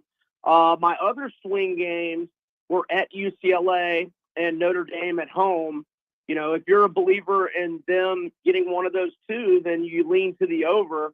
I don't know that I trust their defense. I mean, Phil Steele's national unit rankings have their D-line ranked 51st, their linebackers 56th, and their secondary unranked. And now they did hit the portal really good, number 1 in the nation according to 24/7 Sports. So they're filling some gaps on the defense. You know, they will only have 3 starters back. But, you know, it's a lot of new, you know, people and chemistry could be an issue early. That's kind of why I initially thought that, you know, they possibly could get tripped up in Corvallis or Palo Alto. But for me, gentlemen, it's a pass. I just can't trust their defense enough to go over 9.5. Well, and also, I don't know that any college football program has experienced the roster turnover. I thought 9.5 was pretty big for a lot of unknowns. Right. Yeah, you know, if they get tripped at Stanford and at Oregon State, either of those, I think they're probably going under. And yeah, with what you guys just noted, I mean, it's probably best to get them early. What about right down the road in Pasadena with the Bruins? You know, Kelly did a really good job in the portal as well. They're ranked 8th overall. They've only got 2 starters back on defense, but they've added guys on defense. I mean, they've got transfers. They've got the Hawaii transfer at linebacker who's got 25 career starts, 274 tackles. They've got these Murphy brothers from North Texas who have 29 career starts, 23.5 combined career sacks, and those were combined starts. They got a guy from Wyoming in the secondary. He's got 29 career starts. They're going to be really good offensively. Dorian DTR, one more year. They've got one of the best running backs in the country. I'm sorry. DTR, it seems like DTR is about on his 7th year. Right? Yes, indeed. Him and Chip Kelly have been rolling together now the 5th year. You know, I look at the schedule. The non-conference is easy. Bowling Green, Alabama State, South Alabama at home. I marked them 7-1 with 4 swing games. Utah at home being a swing game. The one loss being at Oregon. At Arizona State, a swing game. But, you know, they probably should win that. And then USC at home and at Cal on a short week where Wilcox will have a good defense. But they could probably win that as well. I think it's going to be their best year. They could certainly go 9-3, but it's a pass for me on the win total, which is 8.5. Bowling Green, Alabama State, South Alabama. That's their non-conference. Yeah, that's very good. Compared to the last few years where they've been playing, you know, Fresno, LSU, Oklahoma, Cincinnati, etc. Hey, how much? One quick thing, and then we'll transition to Notre Dame. How much longer at UCLA with now USC coming into the Big Ten, but the fact that USC revamped their football program, how much longer do you think you wait for Chip Kelly 2.0? Do you think that'll ever come that made him different when he was at Oregon and more different off the field than on the field? I don't know, man. It's been a rough go. That last year in Philly, the horrible year at San Fran, and, you know, a little bit of optimism coming out of last year. But I would think he needs to, you know, win at least 8 again this year. I would think, I mean, And you know, 9, you would hope that with all the money they're paying him, you would hope he's going to win at least 9. But I don't know. I don't know if we're going to see. I don't think he's ever going to be a juggernaut like he was in Oregon. All right, so Notre Dame, this is Marcus Freeman's first year as the head coach, taking over for Brian Kelly. Their non-con begins at Ohio State. They are a 13-point underdog coming off a season last year in which they were pretty good. And they still got strengths in the lines. What do you like about or don't like about Notre Dame's win total? Well, it's 8.5, shaded to the over, -130. I like them in the trenches. Phil Steele's national unit rankings, number 9 O-line, number 6 D-line. Love their defense, number 10 linebackers, number 5 DBs. They've got good, experienced receivers. I like the potential of Buckner, the quarterback. He can definitely scramble. He was second in rushing for them last year, averaged 7.3 yards per carry. He doesn't have a ton of experience. You look at Ohio State, I have that as an L. At USC, probably an L. You've got Clemson at home in a coin flip game. They should win the rest, with BYU and Las Vegas being a potential exception. Now, I will note that Notre Dame has 2 weeks to prepare for that one. BYU does not. And I'll also note the Clemson game in South Bend. Clemson has 2 weeks to prepare, whereas Notre Dame will be playing their 5th game in 5 weeks. I think they can go 9-3. I mean, I'm not going to bet over 8.5 -130, but if I had to say right now, I think they'd probably go 9-3. And I think Notre Dame fans would take 9-3 in Freeman's first year with that schedule.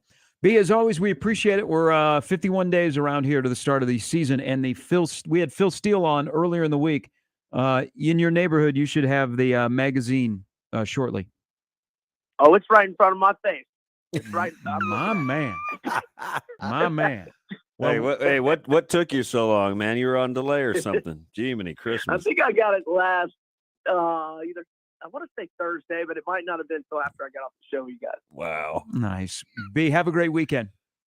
All right, gentlemen. Thanks, guys. Thanks, our Vegas Insider. You can follow him on Twitter at Vegas B Edwards. Chip Kelly 2.0. We're still waiting. Yeah, you're not. He's not going to get that success. I mean, you're going to be waiting. But like the innovation off the field, you know, like he was the sleep study guy, the way they practice, speed, all of that kind of stuff. What more can you do? But they will have one of the better quarterbacks. They will have one of the better running backs that not enough people talk about this year. Yeah, he is legit. And they should be 3-0 to begin Even though the most season. people can't say his name, but it's fine. We'll see you again tomorrow at 6 with another edition of Sharp Betting in the Morning.